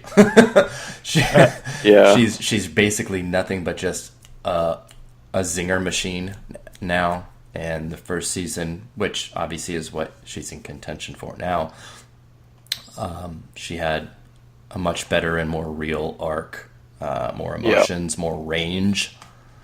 So I can't remember where I read this, but someone said like maybe they said everything in that show that they needed to in season 1. Like it seems that's I'm a bit sad. Like that's an extremely accurate description, though, I think. yeah, And why sometimes shows are great when they only have one season. yep. So, well, what about? I mean, if Homeland is going to do pretty well, what about Miranda Otto? Yeah, I was considering that. She's really, really good. It would be a worthy nomination. I can see that happening. We could also see, unfortunately, Joanne Froggatt return again unnecessarily. That would be terrible. it's so weird how She was nominated last year, right? Yes, she was. She was Over Maggie Smith. Yes. Not sure how that worked. I have no idea how that worked. It didn't even make any sense. It was terrible. Mm-hmm. If Billions is bigger than we think it is, Maggie Siff could get in. But Yeah. I'm not like holding on to that. Yeah. Showtime doesn't have anything else other than Sif and Otto, really. So if they throw their weight behind one of them, I guess that's entirely possible. Yeah, because Yep. Penny Dreadful's not going to be getting anything that anybody wants to talk about, Right. unfortunately. I could see it showing up in that guest actress with Patti LuPone if they're really name checking this year. It could. That could happen. I'm really baffled by PBS's decision to put Laura Carmichael in lead instead of supporting in this category. I think she absolutely could have had a chance to get in. I wouldn't rule her out in lead either, though, because again, that one is. It would be Like, she'd probably have a. absolutely hilarious if she got in over Michelle Dockery. It would be just in with the connection of the show and how they are as sisters and with each other. It would be terribly funny for that to happen.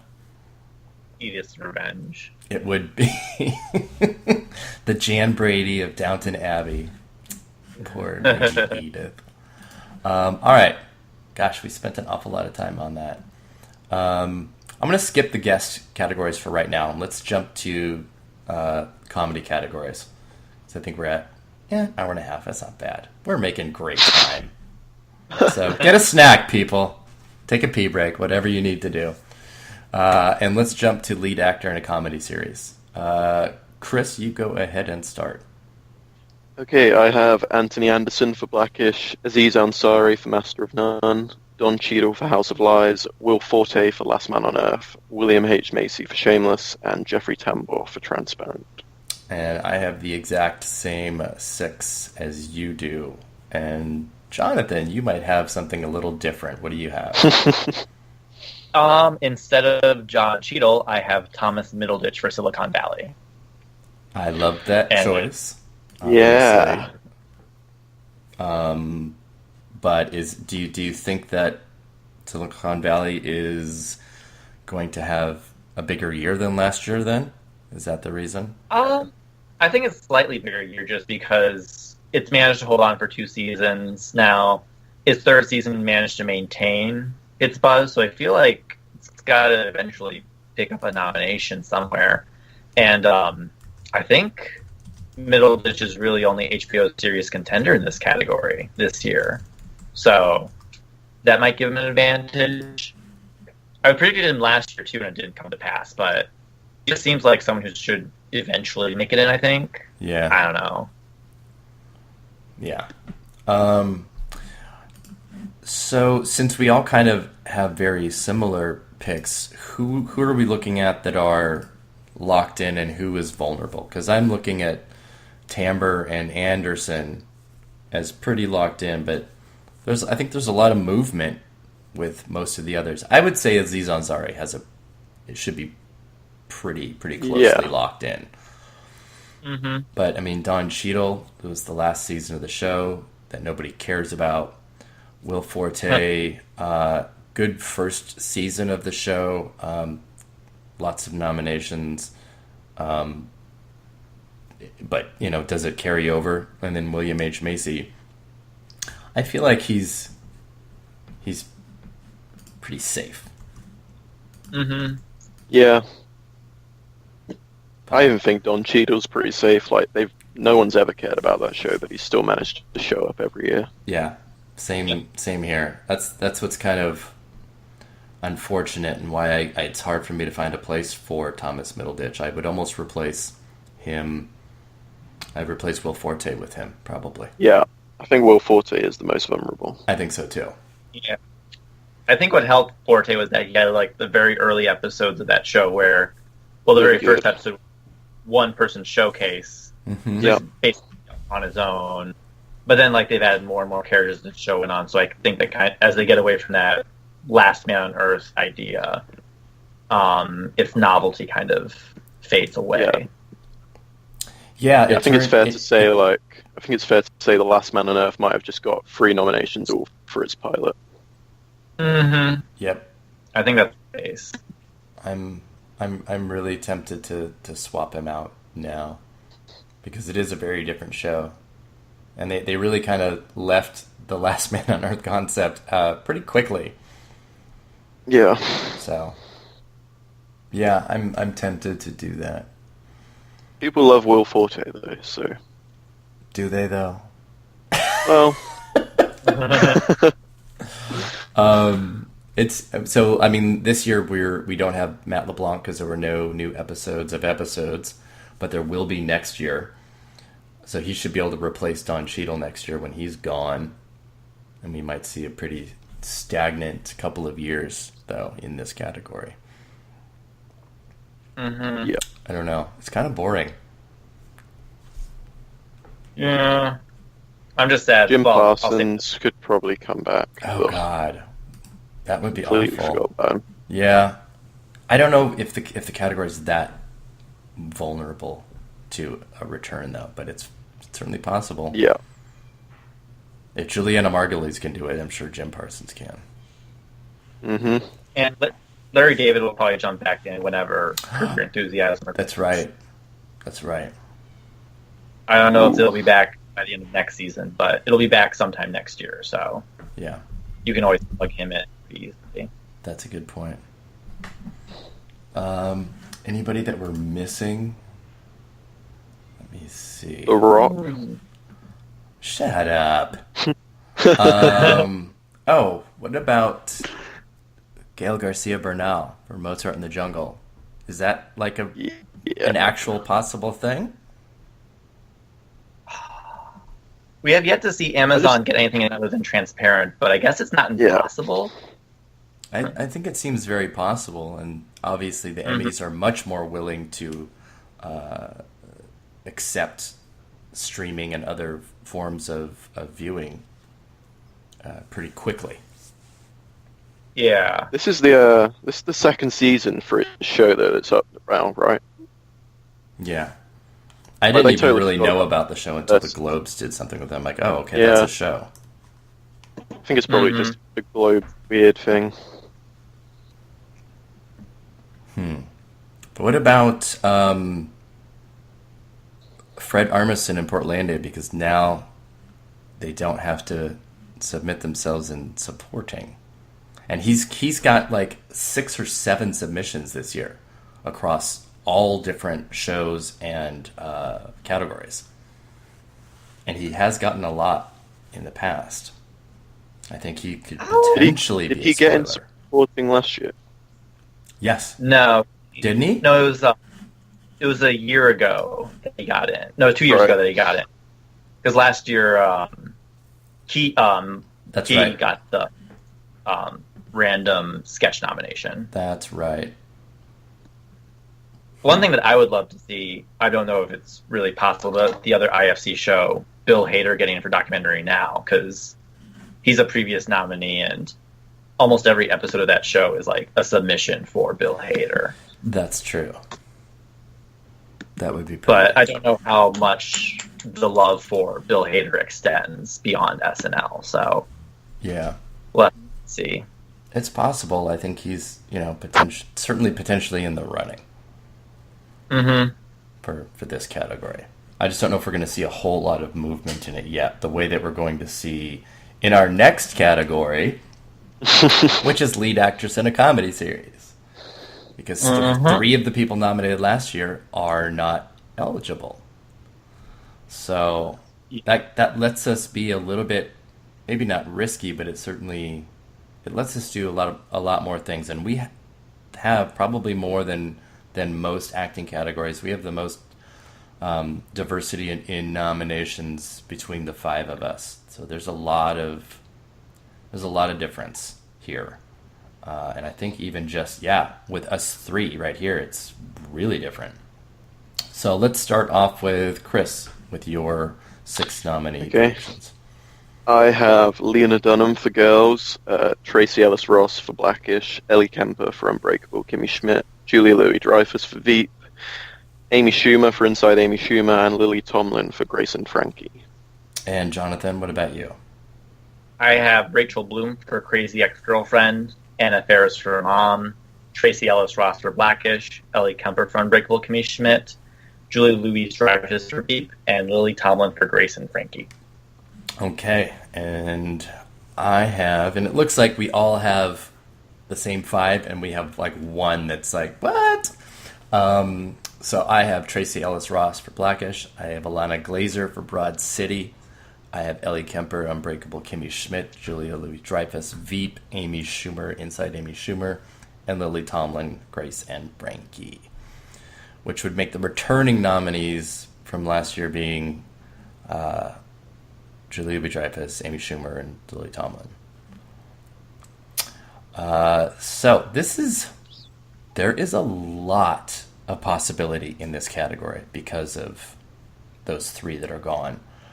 I mean, I explained my reasons for Ilana Glazer being that I think the show has been higher profile, lots of huge guest stars. I think the visibility is there. And much like when Keegan-Michael Key got in over Jordan Peele last year for Key and Peele, we could see Ilana Glazer get in over Abby Jacobson, even though it's both of those are 2-person shows. The thing that keeps me from being even closely confident in that is Jane Fonda in Grace and Frankie. That's my spoiler and the person that I would change, because I think the only reason she didn't make it in last year was because the category was really rich with, final season actresses and stuff. Mm-hmm. So I don't know. I don't know how long. That's the same reason I have Lena Dunham. Lena Dunham. She only missed last year. Like, she got in every year before that, and the show seems to have a bit of a return to form. It was a bit of like a Homeland season for her. Yeah, it was a really strong season. Next year is its last. I totally agree that her getting in would not be a surprise at all. She got so many writing and directing noms in the early years of the show as well. So they clearly like her. Exactly. Oh, Jonathan, I just realized you don't have Amy Schumer in.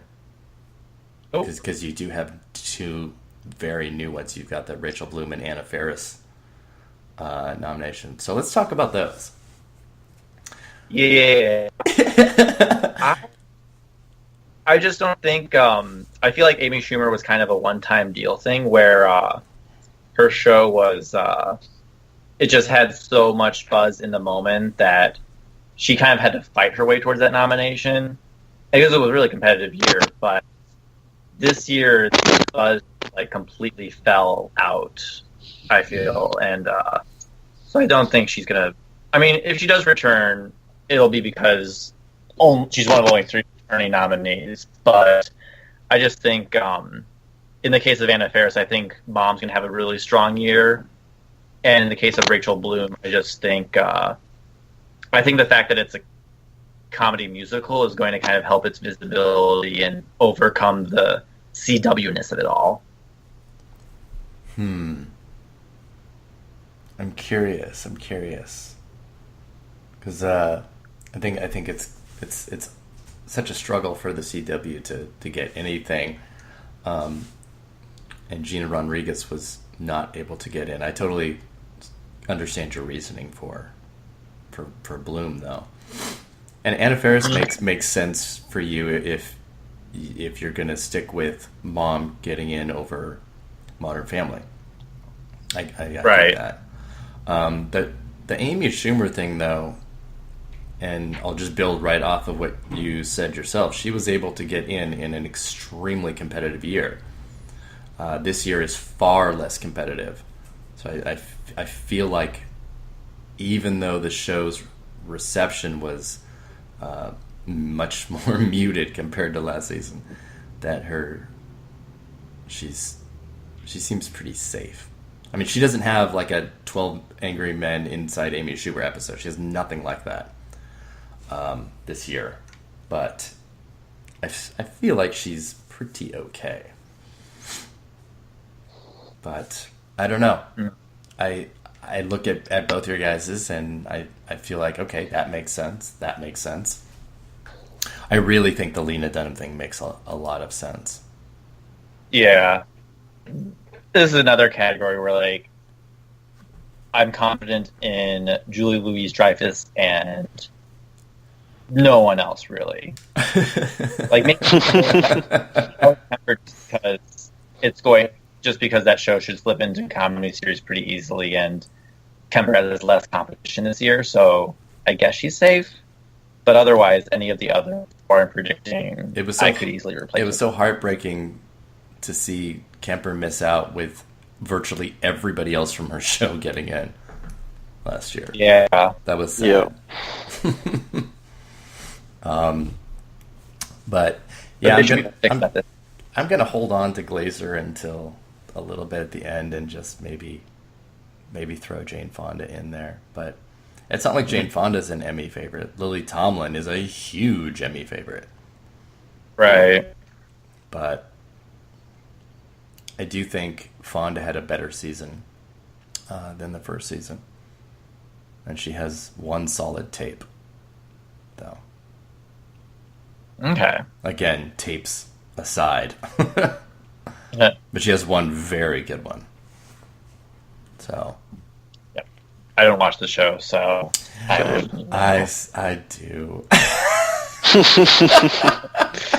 And I don't know why.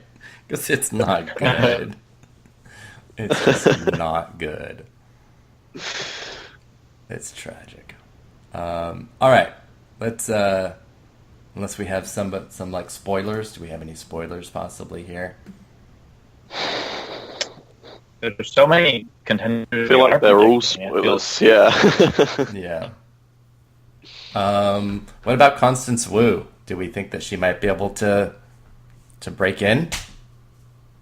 She is. I think she'd be in my top 10 right now, just Same. because she's been really good at like campaigning herself, and I feel like Fresh Off the Boat, even if it doesn't quite have the importance prestige that Blackish does, I feel like Constance Wu has just like a lot more buzz. I know I predicted her last year because this category was such a free for all last year. I predicted her, Yeah, and that didn't come to pass. But I do think that a nomination for her would be, it'd be a little surprising, but would be shocking, if that makes sense. yeah. I would love to see it. I think her profile's a little bit higher, but I do think Fresh Off the Boat is second tier for ABC. It might need a couple of years to kind of be something. But God, I would love for it to happen. Love. What about the return of Melissa McCarthy? I know one of us has her predicted, but is there? Not feeling. I'm not feeling. No, I'm not feeling it either. She dropped out the same year as Dunham, and I feel better about Dunham coming back than her. Yeah, I won't disagree with that.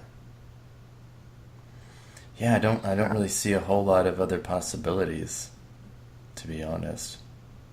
Because she was kind of a default nominee when this category was really weak, and now I just feel like there's a lot more people that actually make it in than when she dominated. Yes. Yeah. I mean, I know critics are really behind You're the Worst and would probably love to see an Aya Cash nomination, but I'm not seeing that. Really. Unfortunately not. I would love Maria Bamford to be in. That would make me happier than anything. That would be delightful. But I should probably wait to talk about that. All right. Let's move to supporting actor in a comedy series. And I will go first. I have Andre Braugher, Brooklyn Nine-Nine, Ty Burrell, Modern Family, Titus Burgess, Unbreakable Kimmy Schmidt, Tony Hale, Veep, TJ Miller, Silicon Valley, and Timothy Simons, Veep. Whoa. Yes. Chris, what about you?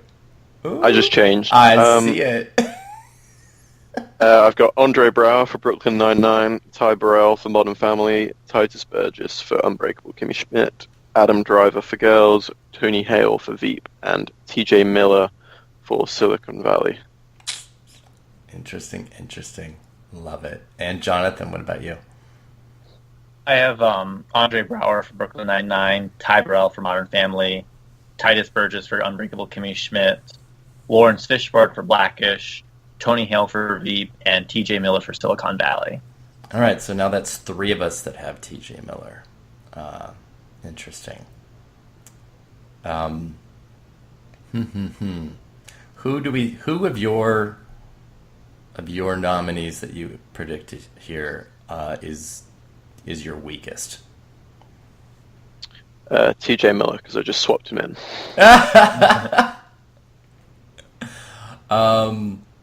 I actually feel like Andre Braugher might be my weakest of this. I know he is an Emmy favorite, and he will probably be name-checked like crazy. But I kind of feel like he's... I don't know. Nobody actually cares that much. Yeah. But he's such an Emmy favorite, though, and I think it says a lot. Even though his show has just not landed with the Emmys at all, he's still managed to get in every year. Yeah. Yeah. And for totally rando shows. Yeah. Mm-hmm. Where he's the only nominee. Yeah. Like Men of a Certain Age. That really should be the benchmark that we take with Andre Braugher, like, any year. So maybe he's really not my weakest. And I guess by weakest, I'm kind of looking at returning nominees of who could be replaced the easiest. Because obviously TJ Miller and Timothy Simons from mine would be newcomers. And I feel really good about Simons and Veep getting in. This is again a show that has a huge ensemble of supporting actors mostly. And the Emmys decided to lift up Tony Hale and make him like their representative. But Simons had a huge arc, bigger than Hale had. I mean, he was the true supporting actor of the show. And I think that will have impact. I really do. I could be totally wrong. I often am, but I actually feel quite good about Simons. More than I do about Miller. So. I'm the only reason hadn't had Miller in before. I just forgot to add him in after the finale. Like after watching that episode, I thought if they're ever going to add an acting nomination, it's going to be after that episode. Mm-hmm. Like he's got such a good tape. Like it's a killer episode for him. And if they're ever going to add one, it's probably after that. With Simons, as much as he's had a clear arc for the first time probably ever in the show, like it's still a complete question mark whether Veep's going to ever add any more supporting actors. Yeah. Yeah, that's another weird case, again, similar to Orange is the New Black, Game of Thrones, where it's a very deep supporting cast, but once they defaulted to a couple of representatives, they've just kind of stuck to those and haven't shown much interest in expanding outward from that.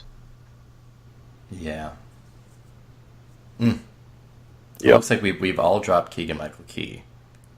The 3 of us have anyway. And a couple of the people have it still. And looks like just one person maybe needs to do an update. I'll just send him a little message. So, Adam Driver. Chris, talk about Adam Driver a little bit. Because obviously I totally understand why you have him in. I have him in because it's similar to Don Cheadle, really. Like, he's got in every year. I see, like, no reason to drop him when he's probably as popular as he's ever been after Star Wars. Like, the show has probably had a bit of resurgence as well. Like, this wasn't the year to drop him if they wanted to ever drop him. Yeah. It's an interesting case, and I almost want to make the same case for him as for, like, Mayim Bialik when we talk about supporting actress, even though I don't have her. of a supporting player that was able to stay when their lead was dropped. Yeah. So he does definitely have some staying power there. And if the show is going to have any type of Emmy bump from its last season, there's no reason why he would not stay. So I totally get that. Yep. And then Lawrence Fishburne, I see Jonathan does have, and I see 2 other. So 3 of the 5 of us have Lawrence Fishburne getting in. That would be a really good. That would be a good nomination too. Mm-hmm. And that would be that'd be pretty big for that show to blow up that much.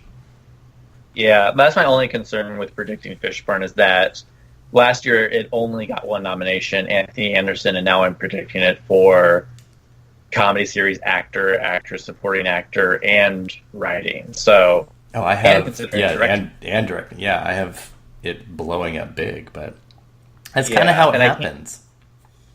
I'm just trying to have a hard time remembering a show that went that quickly from its first to second season, exploded that much nomination-wise. So, but Fishburne is a veteran actor, and I've only watched a couple episodes of the show, but he always is kind of stands out.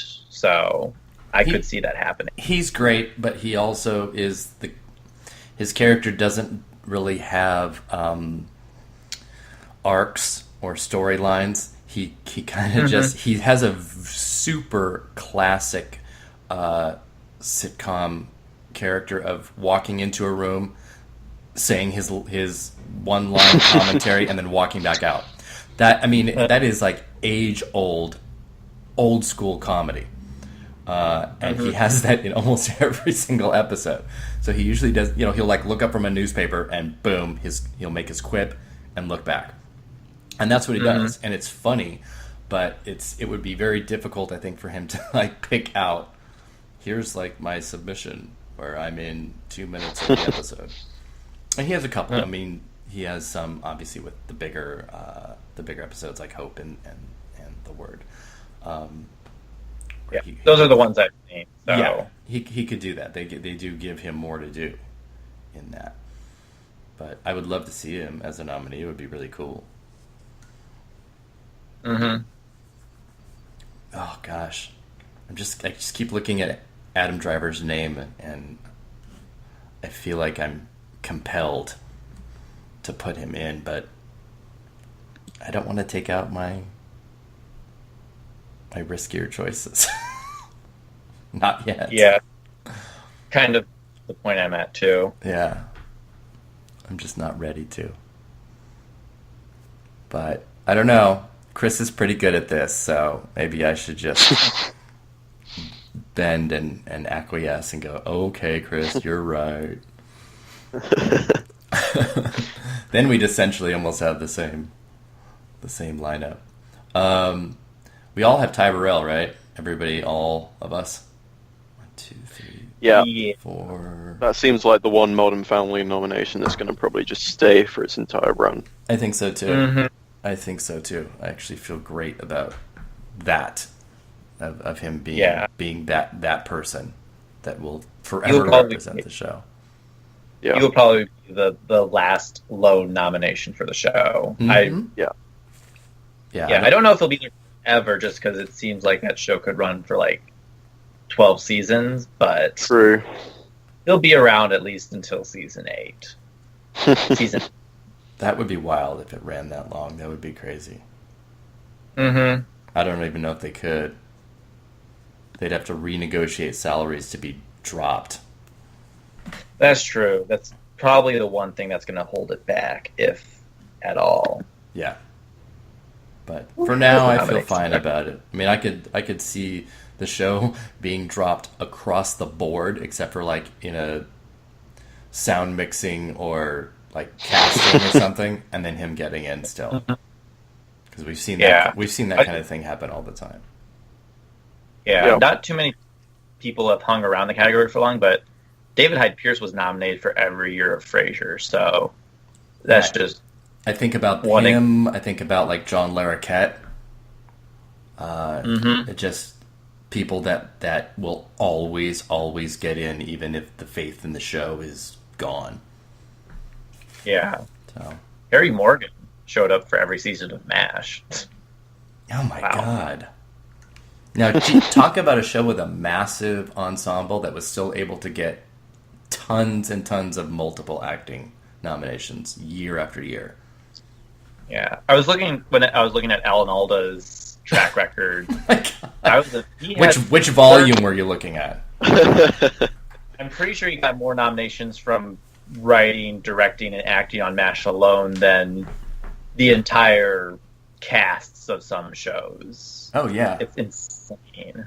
No, his track record and history is unparalleled. It's extraordinary. Yeah. Mm-hmm. So he'll be able to add another one to it in a couple months. Yep.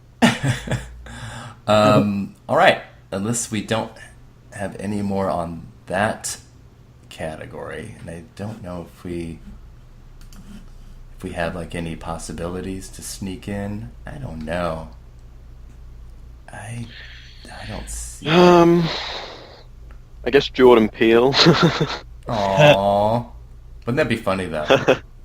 If he got in and Keegan-Michael Key missed out, that would be pretty funny. I had Jay Duplass in for Transparent earlier in the year. Oh, that's right. I think a lot of us did. Yeah, I felt pretty good about it as well. He was a bit of a standout of season 2, and he definitely was, but then kind of more on the dramatic side. Yeah. So I don't know, but I'm always so worried about how that show's going to be received. Yeah, I really hope it adds nominations this year. I do too. Let's see. Comedy actress. Nah, fuck it. Let's just go to supporting actress in a comedy series. All right, Jonathan, you go first. I have Anna Klumsky for Veep, Gabby Hoffman for Transparent, Jane Krakowski for Unbreakable Kimmy Schmidt, Allison Janney for Mom, Kate McKinnon for Saturday Night Live, and Noel Wells for Master of None. Oh, good. You're still holding on to that. Good for you. Ooh. Yep. I like nomination. Yeah. Chris, I saw you just changed. No, I just swapped them around. Oh, okay. So what do you have?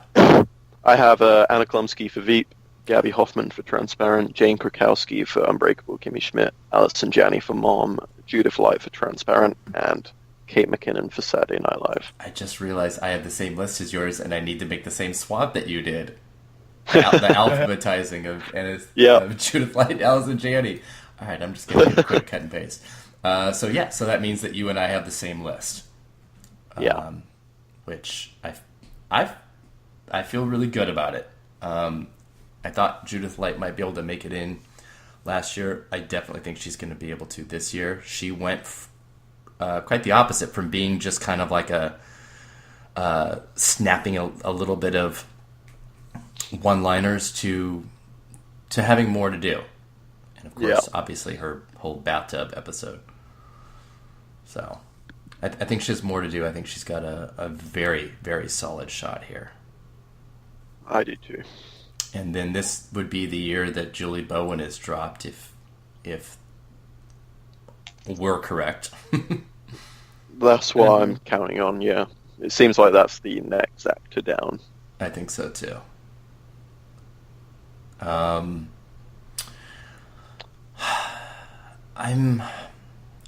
thinking about Anna Klumsky here as not as someone that could get snubbed, because she is essentially the only supporting female of the show, but she just had like a nothing season.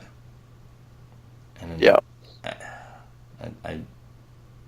I feel like this will end up being one of those name check nominations, because if they watch the season and watch more than 4 television shows, she's not really that worthy. She just did not have No. much to do. So Yeah, but that's I kind would. of just that's just kind of the name of the game for them, though, is just name checking actors throughout a series once you've been nominated more than a couple times. So I think she's at that point where, as you said, she's kind of the default female, kind of like Christina Hendricks after a certain point with Mad Men. Mm-hmm. Like, there were a couple seasons she was nominated for where everyone was kind of like, what did she do this season? Yeah. So Fair I think she'll be safe for a while. I think so, Yeah, too. I think she's fine. I I'd be guess- totally on board with Sarah Sutherland taking her spot, though.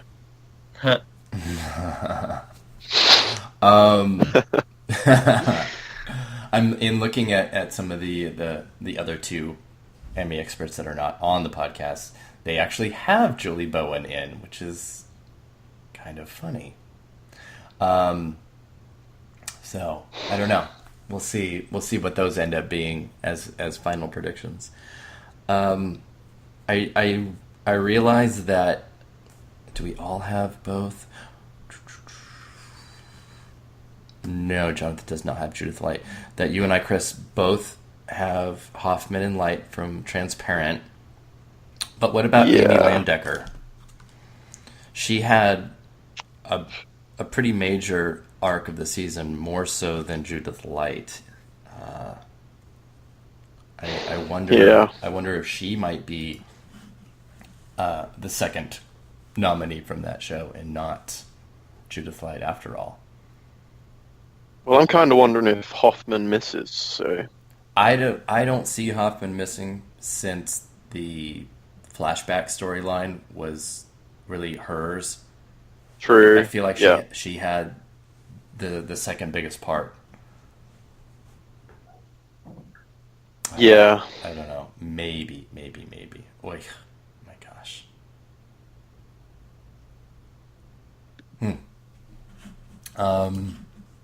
Yeah. So that. I feel totally solid about Klumsky, Krakowski, Janney, and McKinnon, which is pretty funny that the two that I am not solid on are both of the Transparent ladies. Yeah, I guess that shows a bit of a question mark. We'll see if it improves or regresses in terms of, like, Emmy love for it. I mean, I feel much better about Hoffman because she got in last year and then also got in for Girls.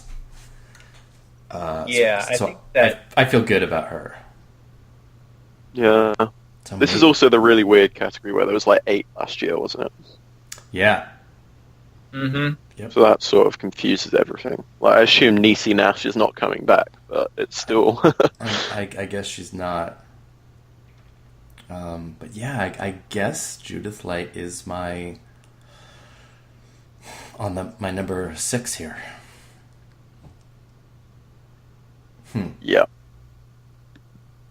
Which is too bad. I would really love to see her get in, but I'm trying to think about who would take her place, and I can't. There's nothing that's jumping out. I'm kind of interested in hearing, Jonathan, about Noel Wells. Yes, we talked a little bit about it on the last podcast, but since he still has her in, I would also like to hear about that. Yeah, that's a little bit of wishful thinking prediction, but I also just think that Master of None's going to do pretty well, and she almost, like, she kind of disappears for the early part of the season, but by the end of it, it basically becomes a romantic comedy between the two of them. So Yeah. I think it's if they were still, like, trying to do, like, the whole guest thing, I could see her submitting a guest and, like, contending, but I think she can slip in here just on the power of Netflix and having a pretty sizable role in what could be a major hit for the Emmys. She was so good too. Mm-hmm. She's I great. really, really loved her. She does turn into a bit of a co-lead, so I can see Yeah, she does. that. So actually, we should talk about, since I brought her up in supporting actor, about Mayim Bialik, because she was able to get in after Jim Parsons was dropped. She was in last year. Gold Derby actually has her at 8th, and Niecy Nash at 6th. So there's that. So I think Bialik staying in might be something to consider. Yeah. Well, that's the thing about there being 8 that got nominated last year. Like, I'm pretty sure they're all returning as well. So if you add Judith Light as well, that's 9 for 6 slots. Yeah, exactly. That gets really messy. Yeah. I don't really know where Bialik fits there. The fact that they dropped comedy series and lead actor so suddenly for the show, I think indicates that they're eager to get rid of it, and Bialik was just kind of the random hanger-on. I don't think anyone else is to... Yeah, I think that at this point the show is pretty much done for with the Emmys. Well, so we're looking at... Just let me look at these really quick. Julie Bowen and Mayim Bialik both getting dumped in the same year. Yeah. On top of Niecy Nash. Wow. Okay. Oh, it seems so risky. This is it's a tough category. And that's to me where Judith Light becomes extremely vulnerable. Because two transparent people getting in here is I can absolutely see Bialik or Bowen taking that spot. But if they do, then then you have all returning nominees. God. Yeah. But when you have 8 nominees, it becomes very easy to do that. Yeah, Judith Light is becoming very questionable to me. I know. The fact that there was 8 last year and they're all returning. But she did have a bigger arc this year, so I still feel okay about her. She has to overcome a lot. She has to overcome 3 returning nominees to get in, Yep. Including Julie Bowen, who's won like 4 times or something. Oh, this is tough. I don't know. I'm keeping her in for now. Same. Yeah. We've been making changes during the podcast, so but I'm gonna keep this. Oh my gosh, this is crazy. I don't know. I just realized we have not even gotten to the acting categories of limited series and TV movie. Into 2 parts. We're at 2 hours and 16 minutes. And as much as I would love to keep going, we not only have to let the listeners off the hook a little bit, I think we have to do ourselves as well. We're coming from 3 massively different time zones here: Pacific time, Central, and whatever England time is for Chris. So it's normal time at the moment for me. Oh, okay. Just that's late evening. Yeah, it's just like late evening. So yeah, I think we'll do that. If we cannot muster up another quick podcast to discuss the acting categories for limited series TV movie, and then do directing and writing and stuff for all of that. Obviously, all of these are readily available and updated on AwardsWatch. It's right there on the front page. But I think it would be fair to cut the cord now. I feel like those 4 limited series categories we could probably talk about another hour and a half for as well. Well, and that's when we were doing the first one, it was entirely, we only got to the limited series and TV movie because they are so more than I can remember in like decades, that they are so rich with possibility and talent and great films and great limited series. So there's there's a lot of conversation to be had about that, and I would not want to give it the short shrift at all. Yeah. So let's see if we can pull together. We have 8 days before nominations. I think we can pull one together within that time. So with that, we will bid adieu to the listeners, and thank you so much, Jonathan and Chris. Thank you. You're welcome. Don't forget to follow AwardsWatch on Twitter at awards_watch and like us on Facebook. And like I said, go to awardswatch.com, and right there on the front page, you'll see the little AwardsWatch Emmy Experts logo, and that's where you'll find all of these nominee predictions from all 5 of us. And if you want to talk about it yourselves, go into the forums, and there you go, right into the TV predictions threads. And you can make your voice heard as well. And actually, this year, for the first time, there is an Emmy Experts Prediction Contest. So the people that get the most nominations right will be who's considered for the Emmy Experts next year. And maybe you could be on a podcast. How exciting would that be? Come on. It's actually pretty fun. I like it. Yeah, I guess that's it for now. And thanks for listening, everyone.